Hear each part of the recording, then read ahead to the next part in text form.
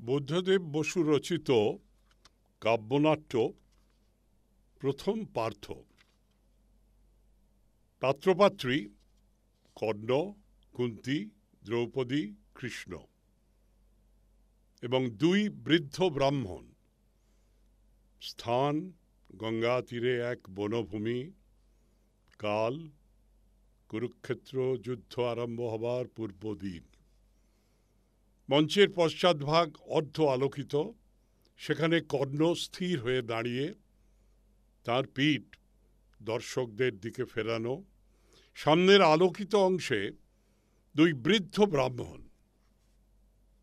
প্রথম বৃদ্ধ। আজ সেই দিন, আমরা যার অপেক্ষায় ছিলাম এতকাল। অঘ্রাণ মাস, তিথি কৃষ্ণপক্ষের চতুর্দশী। দুপুর পেরিয়ে গেল, সূর্য নামে পশ্চিমে। ধীরে সূর্যদেব, ধীরে। আজ ত্বরা করবেন না, আজ বিলম্বিত হোক আপনার সান্ধ্য স্নান।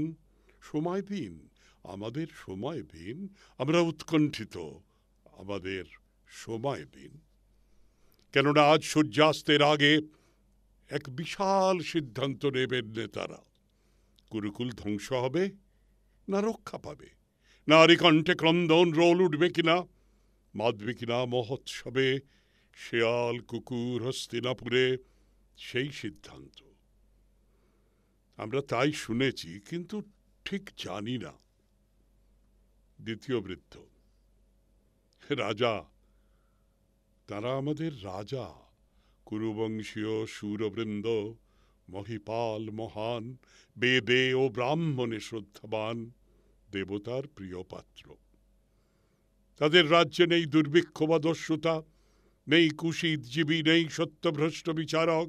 তাদের আশ্রয়ে সুখে আছি আমরা, অন্তত ছিলাম, যতদিন না ধার্তরাষ্ট্র আর পাণ্ডবের মধ্যে বিরোধ এক পাল ইঁদুরের মতো ছিন্ন করেছিল সেই রজ্জু। সৌভাত্র যার নাম, যা বেঁধে রাখে রাষ্ট্রকে। আপনারা জানেন সেই কাহিনী। যতুগৃহ, দূত ক্রীড়া, পাণ্ডবের বনবাস ও প্রত্যাবর্তন। কেমন করে নষ্ট হলো মৈত্রী, কেমন করে পুষ্ট হলো পৈরিতা, এতদূর পর্যন্ত যে সম্প্রতি উভয় পক্ষ সেনা সংগ্রহে ব্যস্ত। আর কৃষ্ণ এসেছেন দ্বারকার সিন্ধু তট ছেড়ে শান্তির দৌত্য নিয়ে। কেউ বলে দর্পিত দুর্যোধন দায়ী, কেউ দোষ দেয় দূতাসক্ত যুধিষ্ঠিরকে, কেউ বলে কৃষ্ণ বিশ্বাসযোগ্য নন। আমরা কিচ্ছু জানি না, শুধু ভাবি যে দেশে আছেন ভীষ্মের মতো জ্ঞানী, বিদুরের মতো সাধু, আর গান্ধারীর মতো সত্যদর্শিনী, সেখানেও কেন যুদ্ধ? একই বংশ, একই রক্তশিরা, একই পিতামহ, এক স্বার্থ, এক জন্মভূমি। ভাতৃব্রেরা সকলেই ধর্মজ্ঞ, তবু দ্বন্দ্ব কেন? সমাধানের কোনো উপায় কি নেই? অস্ত্র ছাড়া বিতর্কের উত্তর কি নেই? রক্তপাত ছাড়া কেউ কি নেই যিনি শেষ মুহূর্তে মিলিয়ে দিতে পারেন গান্ধারীর শতপুত্র ও পঞ্চ পাণ্ডব, যারা ছেলেবেলায় খেলা করেছে একসঙ্গে এক অন্যকে? প্রথম বৃদ্ধ। একজনের নাম এখনো করিনি, ওই যে তিনি দাঁড়িয়ে অপেক্ষমান, যেন চিন্তান্বিত। আমাদের মনে যে চিন্তা, তারও হয়তো তাই। কেননা আমাদের কাহিনীর তিনি অন্যতম নায়ক। পাণ্ডব নন, কৌরব নন, তার নাম কর্ণ। সারথী অধিরথের পুত্র। আশ্চর্য ওই বিরাট পুরুষ, দীর্ঘকায় দীর্ঘ বাহু, রূপে গুণে আচরণে ক্ষত্রিয় শ্রেষ্ঠ। তিনি সুতপুত্র। তার জন্ম নিয়ে নানা লোকে নানা কথা বলে। তিনি নাকি পালিত পুত্র অধিরথের, তার প্রকৃত পিতা এক রাজরাজেশ্বর। আমি পর্ণপাত করি না ওসবে। দেবতার দয়া হলে কেন জন্ম নেবে না দিনের কুঠিরে বীরত্ব? যশস্বীর উৎস হবে না অখ্যাত বীজ? যাকে বলে প্রতিভা, তা সহজাত, আমি এই বুঝি। দ্বিতীয় বৃদ্ধ: কর্ণের কীর্তির কথা আপনারাও জানেন। দ্রোণাচার্যের কাছে অস্ত্র শিক্ষায় তার মতো দক্ষ কেউ হয়নি, অর্জুন ছাড়া। পাঞ্চালীর স্বয়ম্বর সভায় লক্ষ্যভেদ করতে পারতেন ধরাধামে দুজন মাত্র, অর্জুন আর তিনি।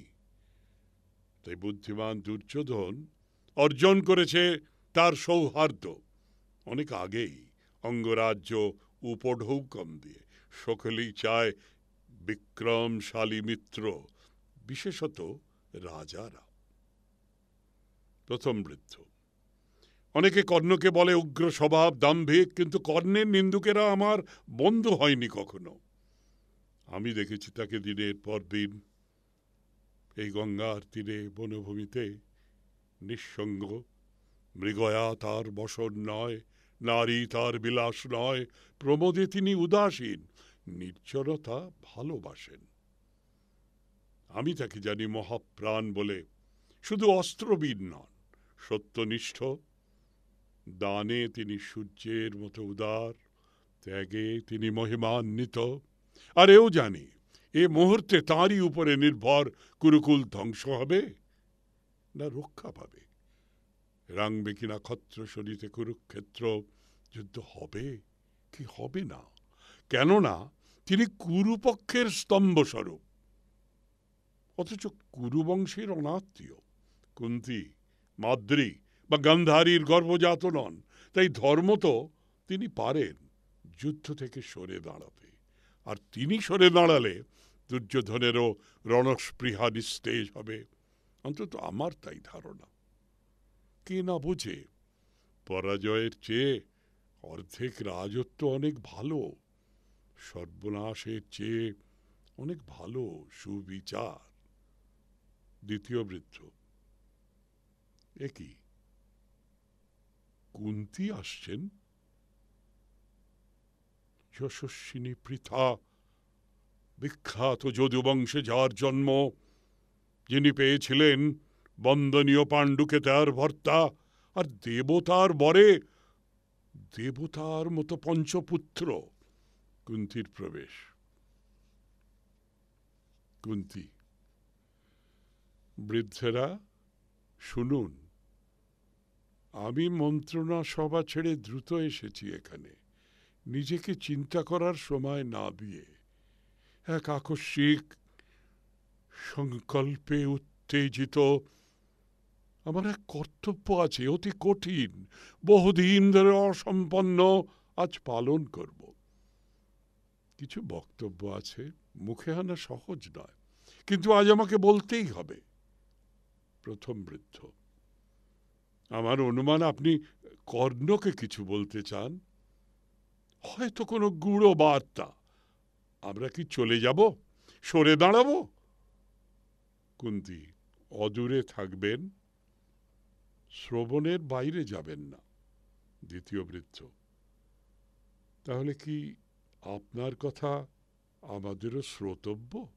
কুন্তী: হস্তিনাপুরের নাগরিক, কুরুবংশের হিতৈষী, শুদ্ধাচারী বিশ্বস্ত ব্রাহ্মণ, আমার এই কথা কৃষ্ণ ছাড়া কেউ এখনো জানে না।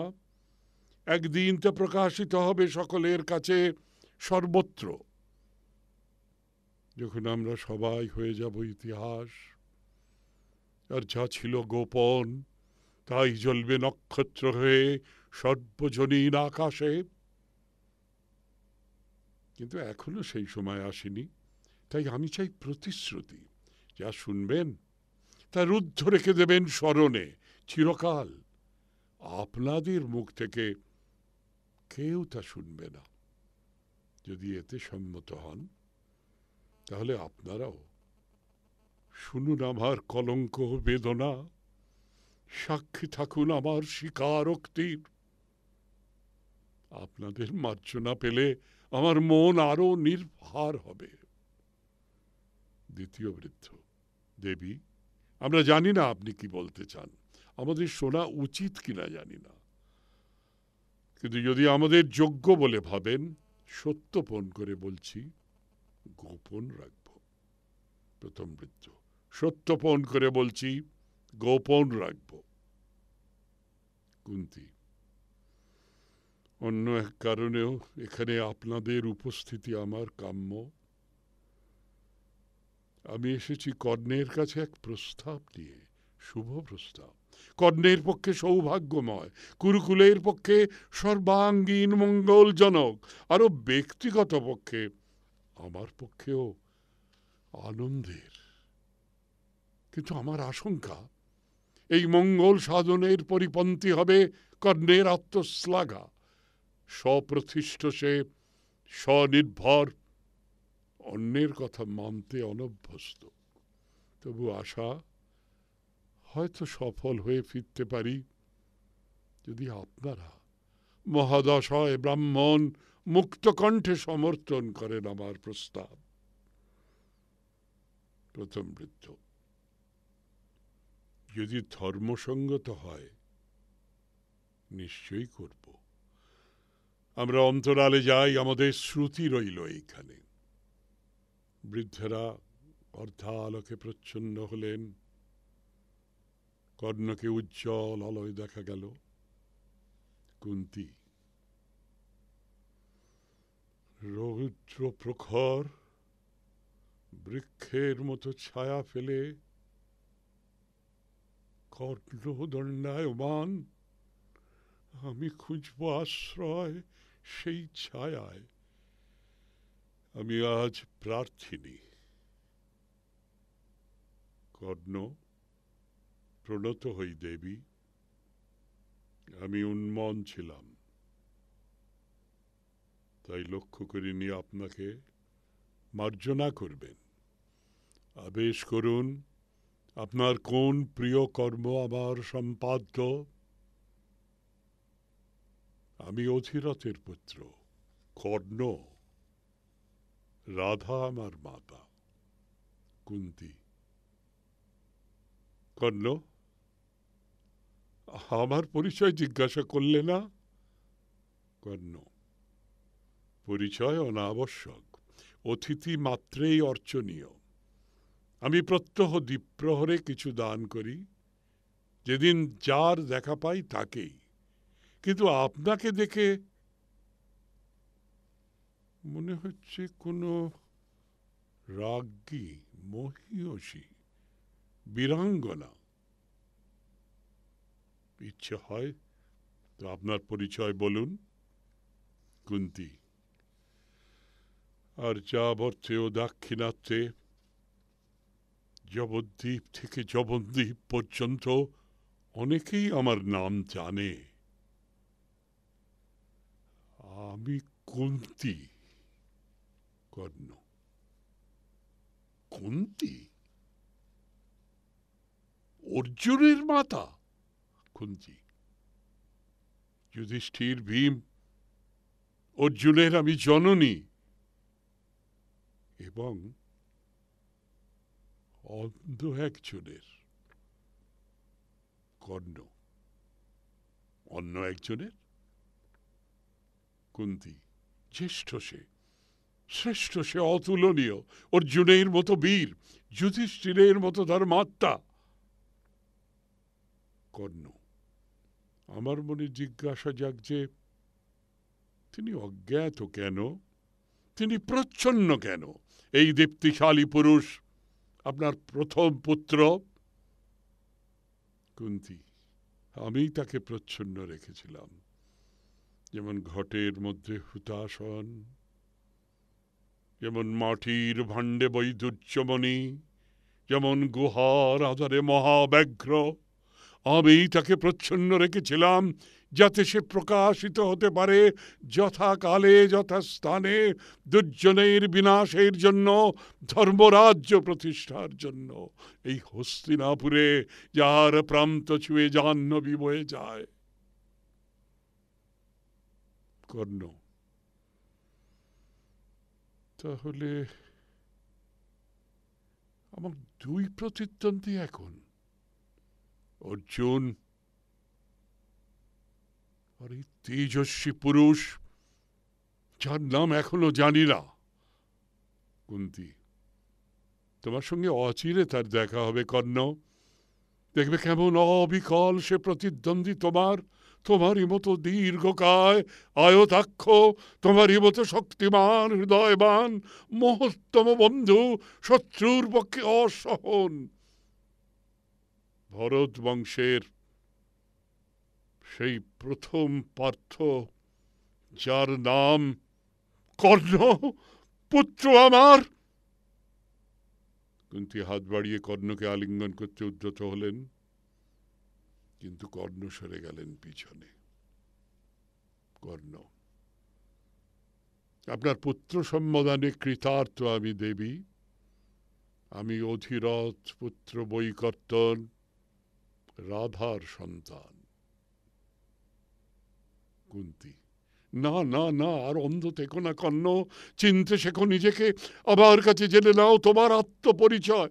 এই আমি, যার গর্ভ ছিল তোমার প্রথম মর্তলোক, যার ভুক্ত অন্ন প্রথম পথ্য ছিল তোমার, যার প্রাণবায়ুতে তুমি প্রথম নিঃশ্বাস নিয়েছিলে।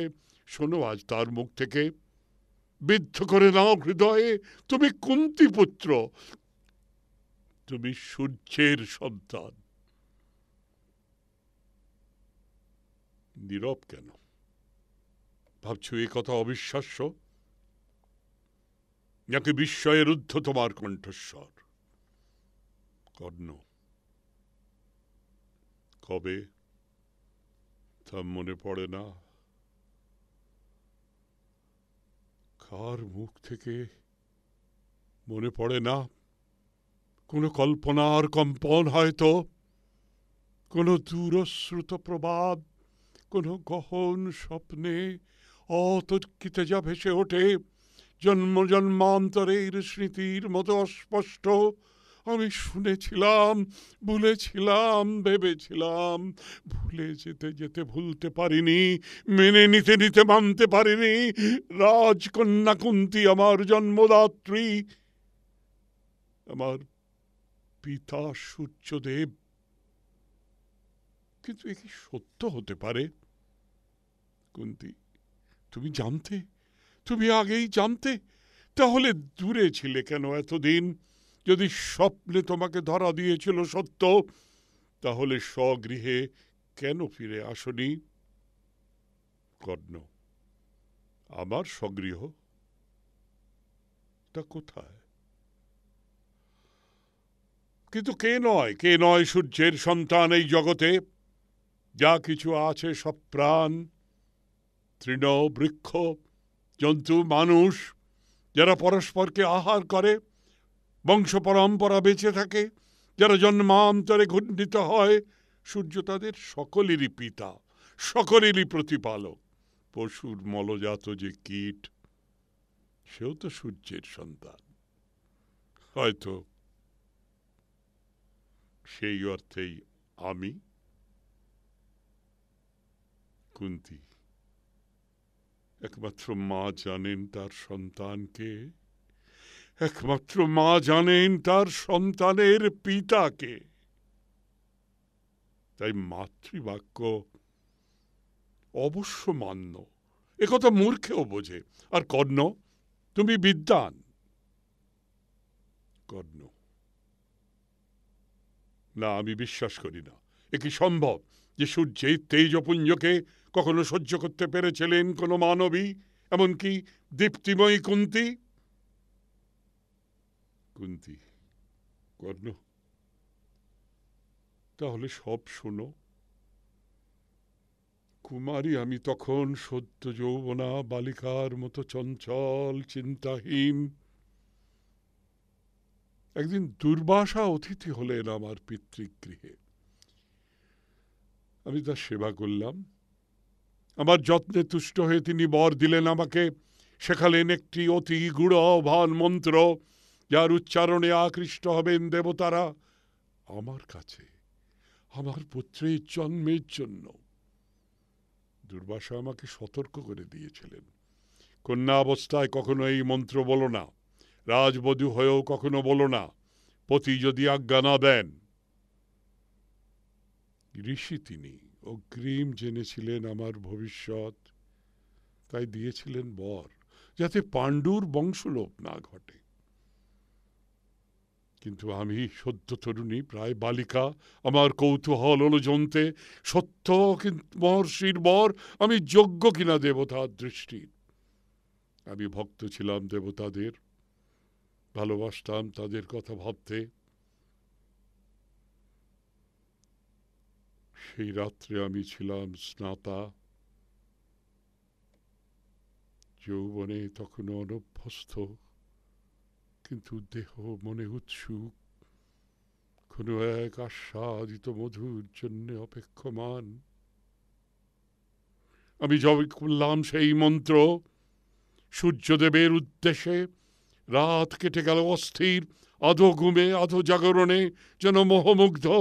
কখনো ঘরের মধ্যে ঝড় বয়ে যায়, কখনো চমক দেয় বিদ্যুৎ, বিরাট শব্দে বজ্র ডেকে ওঠে, কখনো ভেসে আসে তীক্ষ্ণ কোনো সুগন্ধ, কখনো শুনি মর্মভেদী রাগিনী। আর তারপর যখন দিনের উন্মেষে শিউরে উঠছে আকাশ, তখন আদিত্য ভূষণ দিনমণি তরুণ সম্রাটের মতো সূর্যদেব প্রেরণ করলেন আমার অন্তঃস্থলে তার দৃষ্টি, একটি কোমলতর রশ্মি রেখা।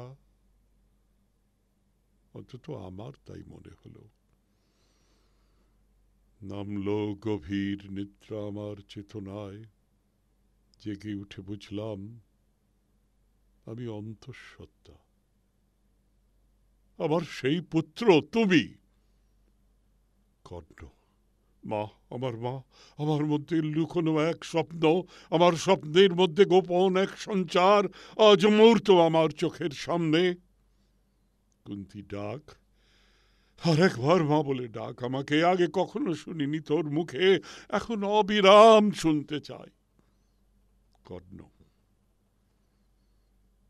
মাতার পুত্র কুন্তী আর কর্ণ, কর্ণ আর কুন্তী পুত্র আর মাতা। দাঁড়াও দেখি তোমাকে, তোমার মুখশ্রী এঁকে রাখি আমার স্মরণে, যাতে কখনো দর্পণে তাকিয়ে বলতে পারি এই চক্ষু কুন্তীর, এই ওষ্ঠ কুন্তীর, এই দেহকে রচনা করেছিলেন কুন্তী তিলে তিলে অন্ধকারে। কি আশ্চর্য! ভ্রূণের সঙ্গে গর্ভধারিণীর সম্বন্ধ, এক দেহে দুই প্রাণ,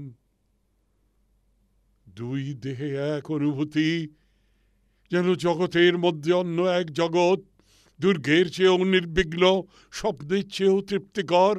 আমার জন্ম নেবার কোনো কারণ ছিল না, কিন্তু কোনো এক নারী চেয়েছে মাতৃত্ব, পেয়েছে দেহে মনে দৈব প্রেরণা, তাই আমার জন্ম।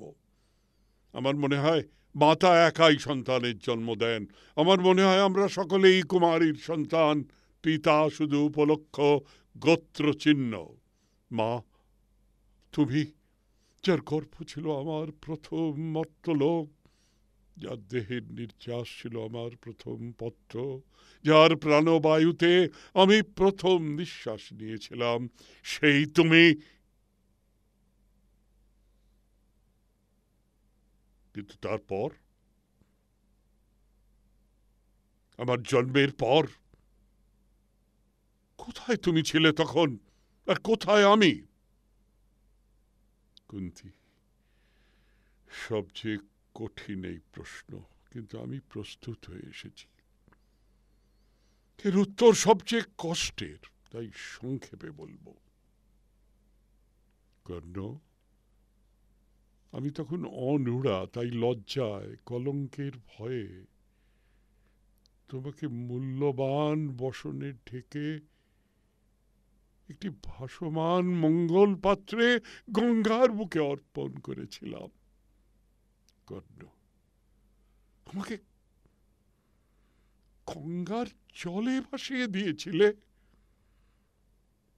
কুন্তী, কালো স্রোত কর্ণ, আমি তোমাকে কালো স্রোতে ভাসিয়েছিলাম, যাতে সেই স্রোতে বাহিত হয় তোমার খ্যাতি যুগ থেকে যুগান্তরে, দূর থেকে দূরান্তর পর্যন্ত। যার জন্ম সূর্যের বীজে আমি জানতাম সে নির্ধারিত বীর, অকালে সে বিনষ্ট হতে পারে না। কর্ণ। সূর্যের বীজে, অনুরার গর্ভে লজ্জিতা মাতার পরিত্যক্ত সন্তান।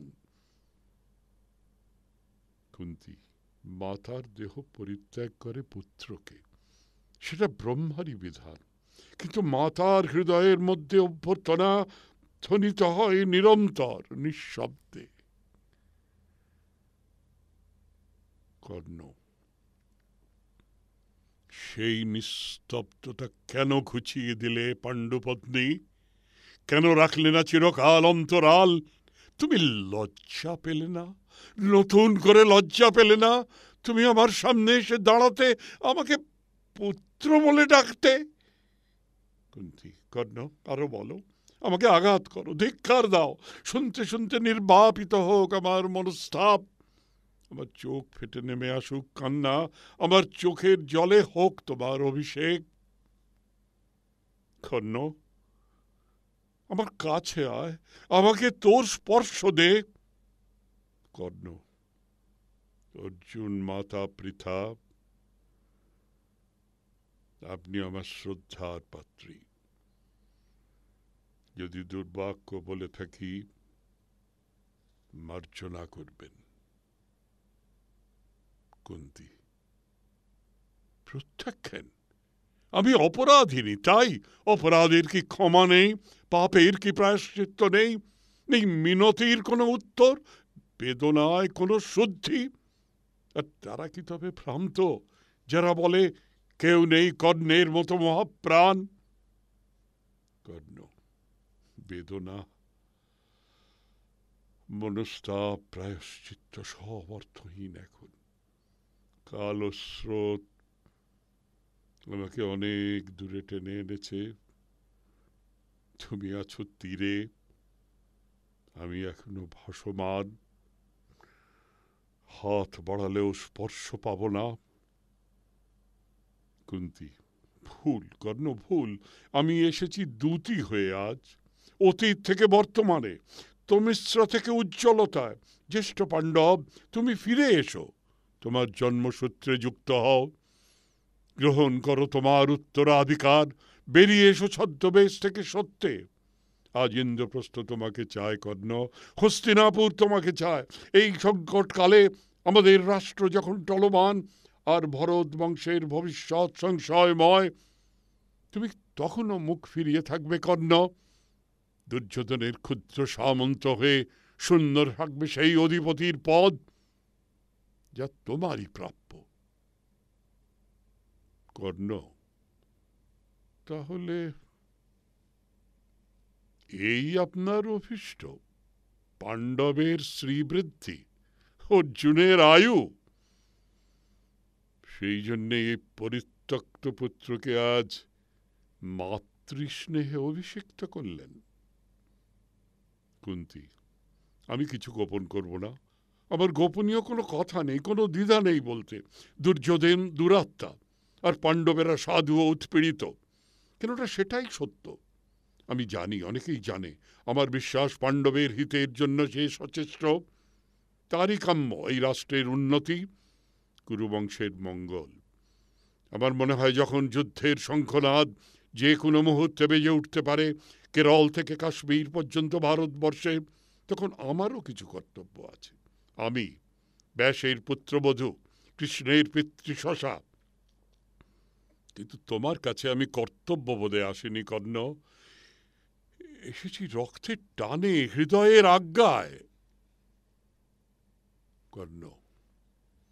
রক্তের টানে, হৃদয়ের আজ্ঞায়? তাহলে শুনুন আমার ক্ষুদ্র একটি কাহিনী।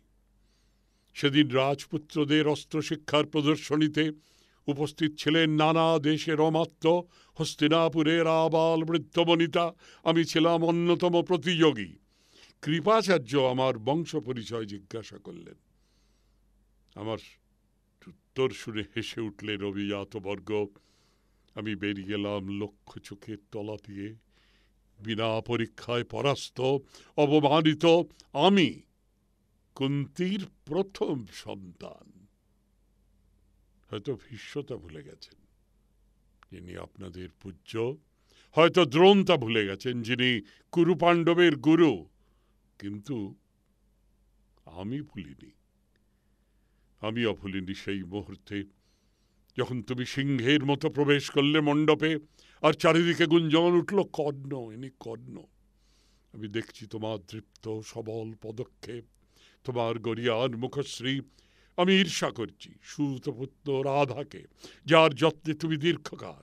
আমি ধন্য মানছি নিজেকে, যেহেতু আমি তোমার উৎসমুখ। আমার দৃষ্টি হলো নন্দিত, আমার হৃদয় স্পন্দিত হলো। আর তারপর দেখি তুমি আর অর্জুন দাঁড়িয়েছ মুখোমুখি অস্ত্র হাতে নিয়ে। দুই নবযুবক, দুজনেই কান্তিমান, শক্তিশালী। সূর্যদেবের রৌদ্র তোমার মুখে, অর্জুনের মুখে ইন্দ্রনীল ছায়া। অন্য নারীদের নয়ন মোহন সেই দৃশ্য, আর আমার পক্ষে ভীষণ। ওরা কি অস্ত্রাঘাত করবে পরস্পরকে? আমাকে দেখতে হবে পুত্রের হাতে পুত্রের রক্তপাত। কেঁপে উঠল আমার সর্বাঙ্গ, আমার চক্ষু হলো বাষ্পাকুল। আমি মূর্ছিত হয়ে পড়ে গেলাম। কর্ণ, কিন্তু তবু আপনি নীরব ছিলেন রাজপত্নী। একমাত্র মা জানেন সন্তানের মাতাকে, একমাত্র মা জানেন সন্তানের পিতাকে। কিন্তু আপনি নীরব ছিলেন। কুন্তী, তখনও সময় আসেনি কর্ণ। আমার দুই পুত্রে দ্বন্দ্বযুদ্ধ ব্যাহত হলো, সেটুকুই তখন ভাগ্য বলে মেনেছিলাম। কর্ণ, ব্যাহত, বাধাপ্রাপ্ত, তবু কি নির্দিষ্ট নয়, অনিবার্য নয় আপনার দুই পুত্রে দ্বন্দ্বযুদ্ধ? কুন্তী, সম্ভব নিশ্চয়ই, কিন্তু অনিবার্য নয়। আমি ক্ষত্র নারী, তবু কি করে সহ্য করি এই চিন্তা, আমার দুই পুত্র আজ পরস্পরের শত্রু, অকারণে অজ্ঞাতবশত, দুই অভিশপ্ত দুর্ভাগ্যের মতো। আমারই ত্রুটি, তার সংশোধন আমি চাই এখন। তুমি আমার সহায় হও কর্ণ। আমাকে ভাবতে দাও, বলতে দাও, বুঝতে দাও যে অর্জুন, ভীম, যুধিষ্ঠিরের মতোই কর্ণ তুমি আমার, তুমি আমার। কুন্তী আবার এগিয়ে এলেন কর্ণের দিকে। কর্ণ পিছনে সরে গেলেন। কর্ণ, ক্ষমা করবেন, আমি কারোরই নই। কাউকে আমি আমার বলে ভাবি না। আমি বিশুদ্ধভাবে আমি, তাছাড়া আর কিছু নয়। দুই বৃদ্ধ অন্তরাল থেকে বেরিয়ে এলেন। প্রথম বৃদ্ধ, আমরা একটা কথা বলতে পারি কি? কুন্তী এক আশ্চর্য বার্তা শোনালেন, কিন্তু আশ্চর্য নয়। মহাবল কর্ণের পক্ষে যোগ্য এই জন্মকথা। কর্ণ শুনুন, কুন্তী সত্য বলেছেন। ধর্মত পাণ্ডু আপনার পিতা, আপনি কুন্তীর কানীন পুত্র, তাই পাণ্ডুর আত্মজ বলে গণ্য। শাস্ত্রে তাই বলে। আপনি তো জানেন, যারা পঞ্চ পাণ্ডব নামে বিশ্রুত, তারাও পাণ্ডুর ঔরসজাত নন। আপনি তাদের পরমাত্মীয়, তারা আপনার স্বভাব বন্ধু। আপনি তাদের সঙ্গে মিলিত হন। আমার মনে হয় দেবগণের তাই অভিপ্রায়। কর্ণ, আমি শাস্ত্র মানি না। আমার ধর্মের নাম মনুষ্যত্ব। যদি পাণ্ডবেরা আমার ভ্রাতা হন, তবে কৌরবেরাও তাই। যদি মনু হন আদি পিতা, আমার ভাই তবে সর্বমানব। কুন্তী, জ্ঞানীর মতো কথা বলেছ কর্ণ, কিন্তু মনুবংশের এই ভ্রাতৃত্ব কেউ কেউ সশ্রদ্ধভাবে মেনে নেয়, অনেকে লঙ্ঘন করে সদর্পে। কর্ণ, তোমার নিয়তি আজ দুই পথে বিভক্ত। একদিকে পঞ্চপাণ্ডব, তাদের পুত্রেরা অসুহৃদ বর্গ, সকলেই সচ্চরিত্র, নিষ্কলুষ। অন্যদিকে শকুনি স্বার্থ, দুঃশাসনের হিংস্রতা আর পরাশ্বপারী পাপিষ্ট দুর্যোধন। আজ তোমাকে বেছে নিতে হবে ধর্ম অথবা অধর্ম, সত্য অথবা ব্যভিচার। কর্ণ, দুর্যোধন আতিথ্য দিয়েছেন আমাকে, আমার ঘোষিত হীন জন্ম সত্ত্বেও। আমারও আছে তার প্রতি কর্তব্য, তিনি যেমনই হন। আর আমার জন্মকথা যত না হয় বিস্ময়কর, রাধা আমার মাতা বলে স্বীকার্য, পিতা অধিরথ, জগতের কাছে, আমার নিজের কাছেও। দেবী, আপনার দর্শন পেয়ে আমি ধন্য। আপনি ফিরে যান। দ্বিতীয় বৃদ্ধ, কর্ণ, আপনি অঙ্গদেশের রাজা, কিন্তু আপনাকে কেউ রাজা কর্ণ বলে না। লোকের মুখে আপনার নাম দাতা কর্ণ। কোনো প্রার্থীকে আপনি ফিরিয়ে দেন না কখনো। আপনার উদারতায় তস্কর প্রশ্রয় পেয়েছে, আর সেই আপনি আজ কুন্তির মনোবাঞ্ছা কি অপূর্ণ রাখবেন, যার আবেদন যুক্তিযুক্ত ও মর্মস্পর্শী? তিনি আপনার মাতা বলে আমরা পক্ষপাতী নই, তার বাক্য মঙ্গলজনক বলেই মান্য। কর্ণ, অবজ্ঞায় বেঁচে থাকা দুঃখের, সম্মান সর্বদাই কাম্য। আমি ক্ষত্রিয়ের সংস্কার পাইনি, কিন্তু অর্জন করেছি দুর্যোধনের কাছে ক্ষত্রিয়ের অধিকার। কুন্তী, কর্ণ, আমি মানি তুমি বঞ্চিত ছিলে এতদিন, যেমন আমিও ছিলাম পুত্রবতী হয়েও পুত্রহীনা, কিন্তু ক্ষতিপূরণ সম্ভব, পুনরুদ্ধার সম্ভব। বিচ্ছেদের পর পুনর্মিলন মধুর। কর্ণ, ফিরে এসো, এসো তোমার মাতৃহৃদয়ের স্বরাজ্যে, এসো তোমার স্বাভাবিক সাম্রাজ্যে, সিংহাসনে, যেখানে তোমার পিছনে দাঁড়িয়ে চামর তোলাবেন যুধিষ্ঠির, ভীমসেন শ্বেতপত্র ধারণ করবেন, নিত্য হবেন অনুগামী অর্জুন, আর ষষ্ঠকালে আমার অনুমতি নিয়ে রত্নে মাল্যে ভূষিত হয়ে তোমার সঙ্গে মিলিত হবেন দ্রৌপদী। কর্ণ, দ্রৌপদী নাম আমার পক্ষে যন্ত্রণা। যন্ত্রণা সেই স্মৃতি, যেদিন ধ্রুপদ কন্যার স্বয়ম্বর সভা থেকে অনেক রাজা ও রাজপুত্রের বিদ্রুপে যেন মানবিদ্ধ আমাকে বেরিয়ে আসল নত মুখে, নিঃশব্দে, বিনা বিচারে অবমানিত, বিনা পরীক্ষায় ব্যর্থ কাম, এই আমি, যাকে আপনি আজ বলছেন আপনার প্রথম সন্তান। কুন্তী, পুত্র, আমি বুঝি তোমার বেদনা। আমি জানি স্বয়ম্বর সভায় প্রশ্ন হতো না তোমার বান। জানি তুমি দ্রৌপদীর যোগ্য ছিলে, হয়তো যোগ্যতম। তাই বলো, চলো আমার সঙ্গে, গ্রহণ করো তোমার কাঙ্ক্ষিতা নারীকে, পঞ্চপাণ্ডবের পত্নী পাঞ্চালী। ধর্ম তো তোমারও ভার্যা। কর্ণ, ধর্ম তো আর শুনতে চাই না। ধর্ম তো আমি চেয়েছিলাম জয় করতে দ্রৌপদীকে নিজের জন্য একান্তভাবে, কিন্তু পারিনি, আমার শক্তির অভাবে নয়। আপনার ধর্ম সুপ্ত ছিল বলে। আর আজ আমাকে ষষ্ঠাংশে তার পতি হতে বলছেন।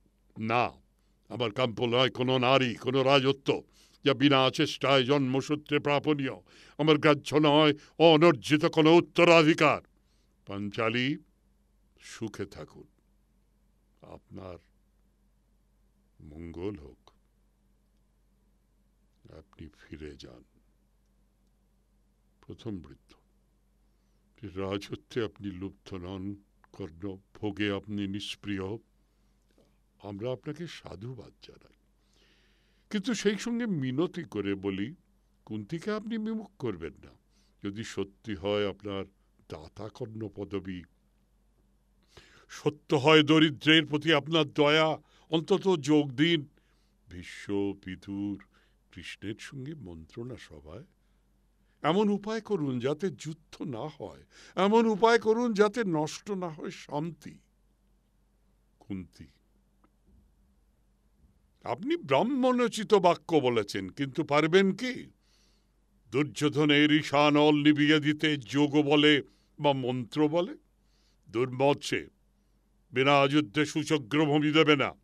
তবে কি শান্তি রক্ষার জন্য পঞ্চপাণ্ডবকে ভিক্ষান্ন খেয়ে বাঁচতে হবে চিরকাল?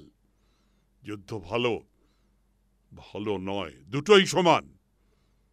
স্থান কাল পাত্র অনুসারে অহিংসা উত্তম ধর্ম, যদি সকলেই তা মেনে চলে, নচেত নয়। কিন্তু আমার ভয় যদি যুদ্ধ হয়, ফলাফল তার যাই হোক, যদি রাজলক্ষ্মীকে পাণ্ডবরাই জয় করেন, তবে হয়তো হত্যা, ভ্রাতার হাতে ভ্রাতার, দুই সহোদর, আমার দুই পুত্র মুখোমুখি অস্ত্র হাতে নিয়ে দুরন্ত সংগ্রাম, বিভৎস হত্যা আমার পক্ষে ভীষণ আর্তিময়, মর্মান্তিক। কর্ণ: ভীষণ আর্তিময়, মর্মান্তিক। দেবী কুন্তী, আপনি কি শুনতে পান না আপনার ধমনীর মধ্যে ক্ষত্র শনিতের প্রতিবাদ, আপনার জয়োধ্বজ পূর্বপুরুষের প্রতিবাদ? আপনি কি নন তেমনই এক অসামান্যা, যিনি পুত্রকে দেখতে চান রণক্ষেত্রে রক্তাক্ত, যিনি চান বীর পুত্রের যথাযোগ্য প্রতিদ্বন্দ্বী, যথাযোগ্য সমকক্ষ, যেমন কর্ণ আর অর্জুন। আপনি শান্ত হন কুন্তী। আপনাকে ভীত দেখলে যোদ্ধারা লজ্জা পাবেন। দ্বিতীয় বৃত্ত: হায় ক্ষত্র নারীর ভাগ্য, চিরকাল প্রেমে জন্ম দিয়ে, প্রেমে স্তন্য দিয়ে, প্রেমে যত্নে পরিচর্যায় উৎসর্গিত হয়ে, তারপর সেই পুত্রকেই স্বেচ্ছায় সগৌরবে হত্যাকাণ্ডে অর্পণ, হিংসার জুপে বলিদান। কত সুখী সেই দরিদ্র শূদ্রাণী, যে লোলচর্মনুজ্জ দেহে দেখতে পায় তার ধবল কেশ পুত্রকে কোন শান্ত পরিশ্রমে নিযুক্ত। কিন্তু আমি এক অক্ষম বৃদ্ধ, দীন ব্রাহ্মণ, শুধু শাস্ত্র পাঠে অভ্যস্ত, ক্ষাত্রধর্ম বুঝি না। রাজমাতা, যদি ভুলে থাকি মার্জনা করবেন। কুন্তী: আমি ক্ষত্র নারী, আমি মাতা, এই দুই সত্তা আজ তর্কপরায়ণ। আপনারা অধ্যয়নরত ব্রাহ্মণ, আপনারাও মানতে বাধ্য যে এই মুহূর্তে আমাদের এই রাজ্যে সত্যের সফলতার জন্য, শান্তির প্রতিষ্ঠার জন্য, এমনকি ন্যূনতম সুবিচারের জন্য হয়তো একমাত্র ব্যবহার্য উপায় যুদ্ধ। কিন্তু তবু আমি পারি না, মানতে পারি না, ভাবতে পারি না কর্ণ আর অর্জুনের দিব্যাস্ত্র যে কোনো মুহূর্তে ধাবিত হতে পারে পরস্পরের বিরুদ্ধে আত্মঘাতী অন্ধতায়। কর্ণের দিকে ফিরে: তুমি জ্যেষ্ঠ, তুমি চিন্তাশীল, তাই তোমারই কাছে আবার আমার প্রার্থনা, পুত্র, তুমি সম্মত হও। কর্ণ: দেবী, আপনি কি ভুলে যাচ্ছেন আপনি যদুকন্যা, গুরুপত্নী, নন কোন স্নেহ শক্ত জন্মদাত্রী, শুধু রাজ্ঞী, নেত্রী, প্রাকৃত সুখ দুঃখের ঊর্ধ্বে যার অবস্থান, রাজেন্দ্রাণী, যে আশঙ্কায় মাতৃহৃদয় কম্পিত। আপনি কি দেখতে পান না সেই ঘটনা কি সুন্দর, কি আশ্চর্য, দেবগণের দর্শনীয়, চিরকালের স্মরণীয় একই গর্ভজাত দুই পুরুষের মধ্যে সংগ্রাম, যাকে বলে উদ্যম, চেষ্টা, পৌরুষ। যুদ্ধ তারই নামান্তর। যুদ্ধহীন কোনো কর্ম নেই জগতে। আর যুদ্ধের পর কখনো যদি আপনি মনে মনে বলেন, বীর কর্ণের জননী আমি, সেই আমার সার্থকতা জানবেন। কুন্তী: তুমি আমাকে উপেক্ষা করলে কর্ণ, আমি যাই। যাবার আগে একটি কথা বলবো শুধু, সম্ভব কি নয়, সব সত্ত্বেও সম্ভব কি নয়, যুদ্ধের পরে আমার কাছে ফিরে আসবে তুমি, তোমার পঞ্চভ্রাতাকে সঙ্গে নিয়ে সানন্দে। যদি রাজ্য নিতে না চাও নিও না, ইচ্ছে না হয় গ্রহণ করো না পাঞ্চালীকে, কিন্তু আমি তোমার অনুতপ্ত মাতা, শুধু রাজ্ঞী নয়, শুধু নেত্রী নয়, এক নারী।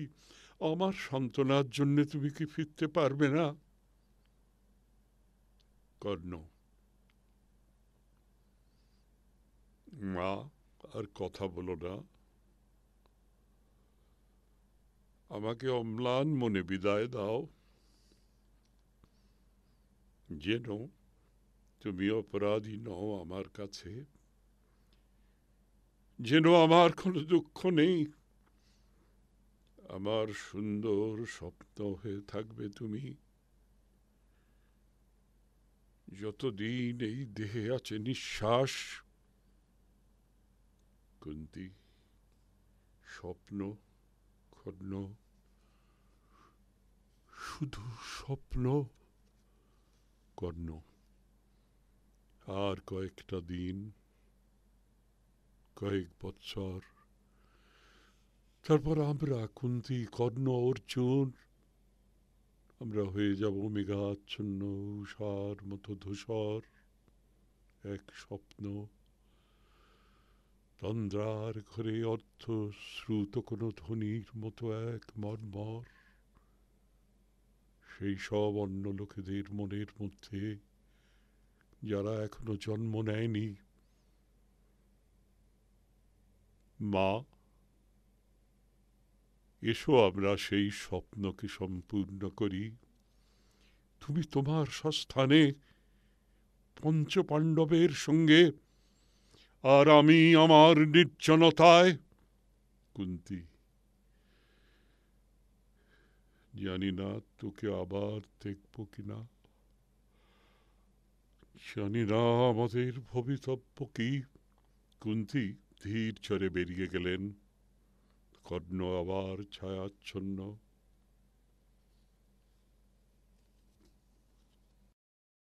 প্রথম বৃদ্ধ। ছায়া দীর্ঘতর,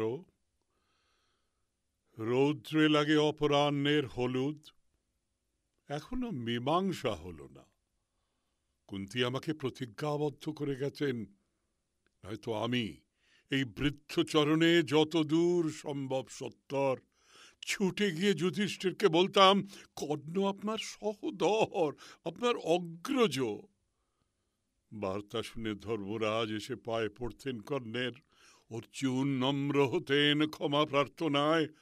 দুর্যোধনের বুকে জাগত ত্রাস, সব সুখের হতো। কুন্তী কি বলবেন যুধিষ্ঠিরকে? কর্ণের মন কি টলবে? এমন কিছু ঘটতে পারে না যাতে কুরুকুল রক্ষা পায়। দ্বিতীয় বৃদ্ধ। কি যেন আসছেন এদিকে, মন্থর পায়ে, সতর্কভাবে রাজপথ ছেড়ে বনপথের মধ্য দিয়ে। নীল বসনা, শ্যামাঙ্গী, কান্তিময়ী। আমার দৃষ্টি এখন ক্ষীণ, কিন্তু বাতাসে পাচ্ছি সুঘ্রাণ। কে হতে পারেন এই পদ্মগন্ধা নারী? একজন ছাড়া, একজন ছাড়া আর কে আছেন এমন চিত্তহারিণী? তাকে দেখলে ক্ষীণ দৃষ্টিবৃদ্ধেরও বুক কেঁপে ওঠে, অঙ্গনারাও নিষ্পলকে তাকান। প্রথম বৃদ্ধ। আমি দেখতে পাচ্ছি সেই অলোক লক্ষণাকে।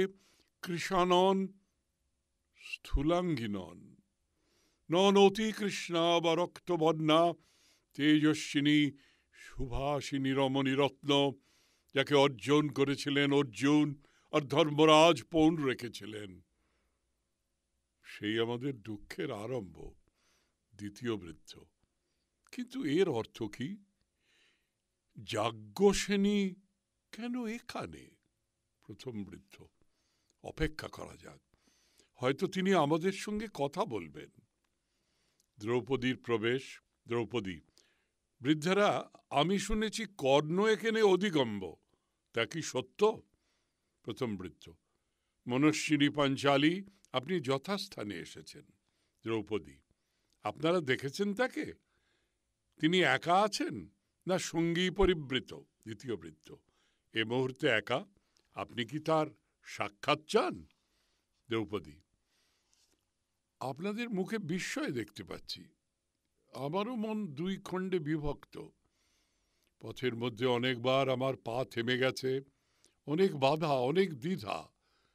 কখনো ভেবেছি ফিরে যাই, কখনো ভেবেছি অনুচিত এই যাত্রা।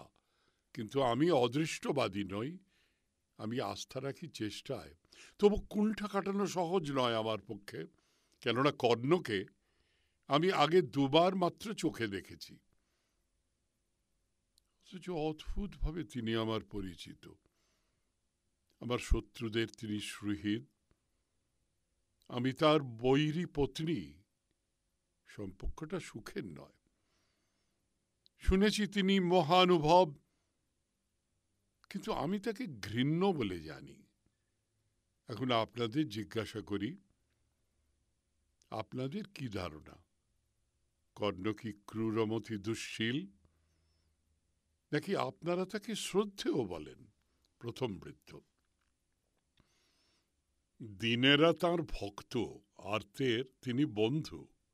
দ্রৌপদী, কিন্তু আপনারা কি শোনেননি যে দ্যূত সভায় আমার সেই অকথ্য অকল্পনীয় অপমানের মুহূর্তে আমার ক্রন্দনময় বিলাপ শুনে কর্ণ হেসে উঠে বলেছিল যে নারীকে পঞ্চস্বামীও রক্ষা করতে পারে না, সে দাসী ছাড়া আর কি। দ্বিতীয় বৃদ্ধ, নিষ্পদ কন্যা যদি অপরাধ না নেন বলি, অন্য এক কাহিনীও আমরা শুনেছি। আপনার স্বয়ম্বর সভায় কর্ণের প্রত্যাখ্যান, যোগ্য ভূমি থেকে কুক্কুরের মতো প্রত্যাখ্যান, অযোগ্য বলে নয়, অন্তজ বলে। অন্যায় থেকে অন্যায়ের জন্ম আশাতীত নয়। দ্রৌপদী, আপনারা ব্রাহ্মণ হয়ে বলবেন যে রাজকন্যার প্রার্থী হতে পারে কোনো সুতপুত্র? প্রথম বৃদ্ধ, কত অদ্ভুত জন্ম হয় পাণ্ডব জায়া। আপনার যেমন যজ্ঞাগ্নি থেকে, যেমন সর্বনে দেব সেনাপতি, তেমনি হয়তো। দ্বিতীয় বৃদ্ধ ইঙ্গিত করলেন। প্রথম বৃদ্ধ কথা শেষ করলেন না। দ্রৌপদী, মনে হয় আরো কিছু বক্তব্য ছিল আপনার? প্রথম বৃদ্ধ, আমার বক্তব্য সরল। বর্ণভেদ যদি ব্রহ্মার বিধান, দ্রোণ তবু ক্ষত্রিয়, বিশ্বামিত্র ব্রাহ্মণ। কর্ণের বংশ পরিচয় যাই হোক, ব্যবহারে তিনি বীর।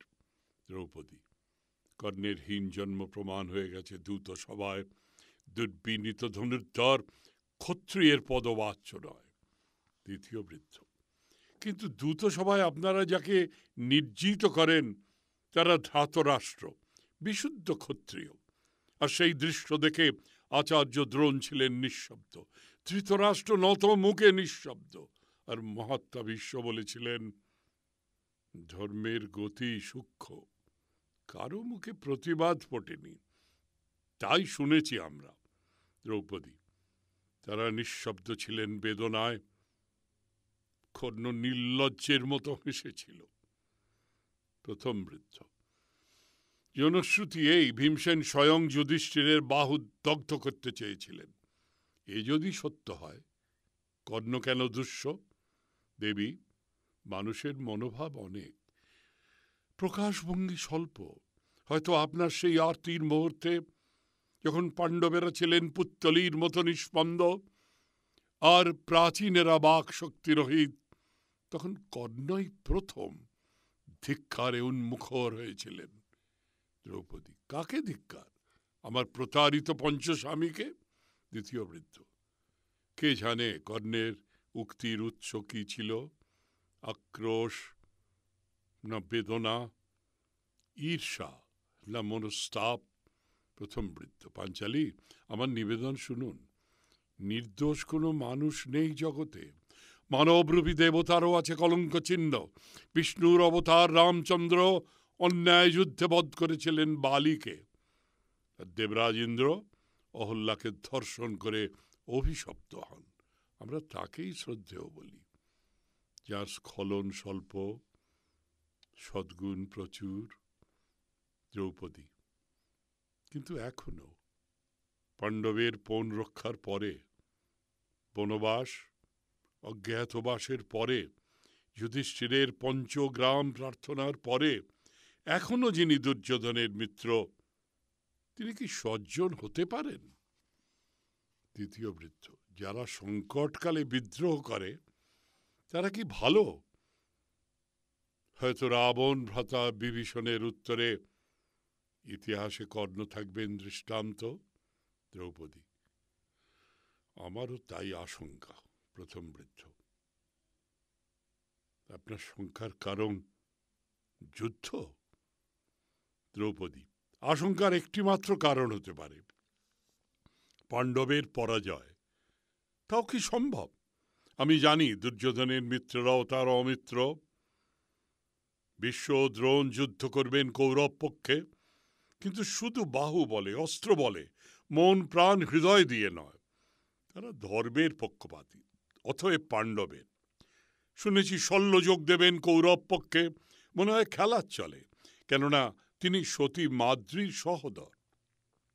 পাণ্ডবের বিলাস তার কাম্য হতে পারে না। শুধু কর্ণ আছেন পাণ্ডবের প্রতিশ্রুত শত্রু এবং পরাক্রান্ত, শুধু যিনি সর্বান্তকরণে যুদ্ধ করবেন, শুধু তিনি সম্ভবপর বাধা আমাদের সিদ্ধি। তাকে আমার ভয়, আর তাই আমি এসেছি তাকে একটি পরামর্শ দিতে, যাতে তার কোনো ক্ষতি হবে না, কিন্তু হস্তিনাপুরে ফিরে পাবে স্বাস্থ্য, জয় হবে সত্যের। আপনারা বিদ্বান, বিচার করে বলুন, আমি কি সাক্ষাৎ করব কর্ণের সঙ্গে, নাকি তা অনুচিত হবে? তৃতীয় বৃদ্ধ, যদি আপনার অভীষ্ট এই রাষ্ট্রের কল্যাণ, যদি দ্বন্দ্বের সমাধান আপনার উদ্দেশ্য, তাহলে জানবেন লোকাচার তুচ্ছ, সংকোচ অনর্থক। দ্রৌপদী, আপনাদের কথায় আমি উৎসাহ পেলাম আমার চেষ্টায়, আমি তাহলে এগিয়ে যাই, আপনারা অন্তরালে যান। বৃদ্ধেরা অন্তরালে প্রচ্ছন্ন হলেন, পূর্ণ আলোয় উপবিষ্ট কর্ণকে দেখা গেল। দ্রৌপদী এগিয়ে গেলেন তার দিকে। দ্রৌপদী, কর্ণ, কর্ণ, কর্ণ, তুমি পাঞ্চালী? দ্রৌপদী, তোমার বিস্ময়ে আমি বিস্মিত নই কর্ণ, কেননা লোকে জানে আমি তোমার শত্রু। হয়তো তুমিও তাই ভাবো। কর্ণ, ধ্রুপদ কন্যা, যার চিন্তা আমাকে বহু রাত্রি বিনিদ্র রেখেছিল, দিনের পর দিন অশান্ত অপমানে দগ্ধ, প্রতিশোধ স্পৃহায় অস্থির, আর আকাঙ্ক্ষায় আকাঙ্ক্ষায় উত্তাল, নষ্ট আশা, ব্যর্থ পরিতাপ, দুর্মর স্মৃতি, আমার অপ্রস্ত নিষ্পাপ যৌবন। ভাবিনি সেই তোমাকে আবার চোখে দেখব। দ্রৌপদী,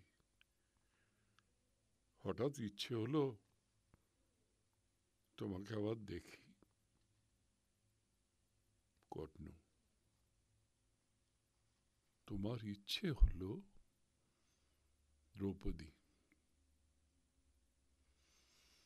স্নিগ্ধ ছায়া রৌদ্র কোমল হয়ে আসে, সুন্দর এই বনভূমি, মাঝে মাঝে গুঞ্জন পতঙ্গের, মাঝে মাঝে মর্মর ও পল্লবের, তাছাড়া আর শব্দ নেই। সম্ভব নয় কি কর্ণ, সম্ভব নয় কি এখানে এই আকাশের তলে নির্জনতায় মুহূর্তের জন্যে, কয়েক মুহূর্তের জন্য তুমি ভুলে যাবে আমি তোমার বৈরী পত্নী, আমি ভুলে যাব তোমার উপর আমার আক্রোশ? সম্ভব কি নয়? সম্ভব কি নয় মুহূর্তের জন্যে, কয়েক মুহূর্তের জন্যে তোমার আর আমার মধ্যে প্রীতি বিনিময়? কর্ণ, মধুময় তোমার বাক্য দ্রৌপদী, কিন্তু দুঃখ এই, শুধু বনভূমি দিয়ে রচিত নয় পৃথিবী, শুধু পতঙ্গের গুঞ্জন দিয়ে নয়, পল্লবের মর্মর দিয়ে নয়, আছে রাজধানী প্রাসাদ, আছেন রাজন্যেরা, আছে চক্রান্ত সংঘর্ষ, অস্ত্রের ঝঞ্ঝনা। মানুষ ভরে তোলে তার জগৎ কর্মের গর্জন, ঘটনার কলরোল দিয়ে। নিজেকে সময় দেয় না স্তব্ধতার জন্যে, সময় দেয় না হৃদয়কে তার কথা বলতে। দ্রৌপদী সেই জন্যেই কর্ণ, সেই জন্যেই, যেহেতু সময় এত অল্প, যেহেতু সময় আর নেই, কর্ণ মন্ত্রণা সভা বিফল হলো, এবার যুদ্ধ আসন্ন, অনিবার্য। কিছু বলছো না? কর্ণ যদি অনিবার্য হয় মন্তব্য অবান্তর। দ্রৌপদী 13 বছর ধরে আমি ছিলাম এই দিনের অপেক্ষায়, অহর্নিশ লালন করেছি ইচ্ছা দুর্যোধনের উরু চূর্ণ হবে, দুঃশাসনের বাহু ছিন্ন হবে। আমার আনন্দ, মনে মনে বলেছি, হে যুদ্ধ, হে পাপনাশন, ভীষণ অগ্নিকাণ্ড দেখা দাও, উদিত হও রক্তবর্ণ উদ্ধার। কিন্তু আজ যুদ্ধের পূর্বক্ষণে এই ভঙ্গুর স্তব্ধতার মুহূর্তে আমার মনে সংশয়। কর্ণ সংশয় কেন? পাছে পাণ্ডবের পরাজয় ঘটে? দ্রৌপদী কৃষ্ণ বলেছেন পাণ্ডবের জয় নিশ্চিত, আমি তাকে বিশ্বাস করি। কিন্তু এখন দেখছি যুদ্ধের আয়োজন আমার ইচ্ছাকে বহু দূরে ছাড়িয়ে এলো।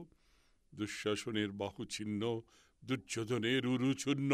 কিন্তু শুধু তাই নয়, আরো হবে, আরো অনেক, যা আমি চাইনি, এখনো চাই না। আরো অনেক হত্যা, আরো অনেক মৃত্যু, হিংসার উত্তরে প্রতিহিংসা পুনরাবৃত্ত।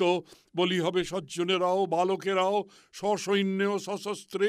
দূর দূরান্ত থেকে রাজন্যেরা এসেছেন রক্তাক্ত এই উৎসবে যোগ দিতে, ক্ষুদ্র কোনো উচ্চাশা পূরণের জন্য, কিংবা যেহেতু রাজা তারা বংশ পরম্পর যুদ্ধকে কৃত্য বলে মেনেছেন চিন্তাহীনভাবে। এখন আমার মনে প্রশ্ন এই, কর্ণ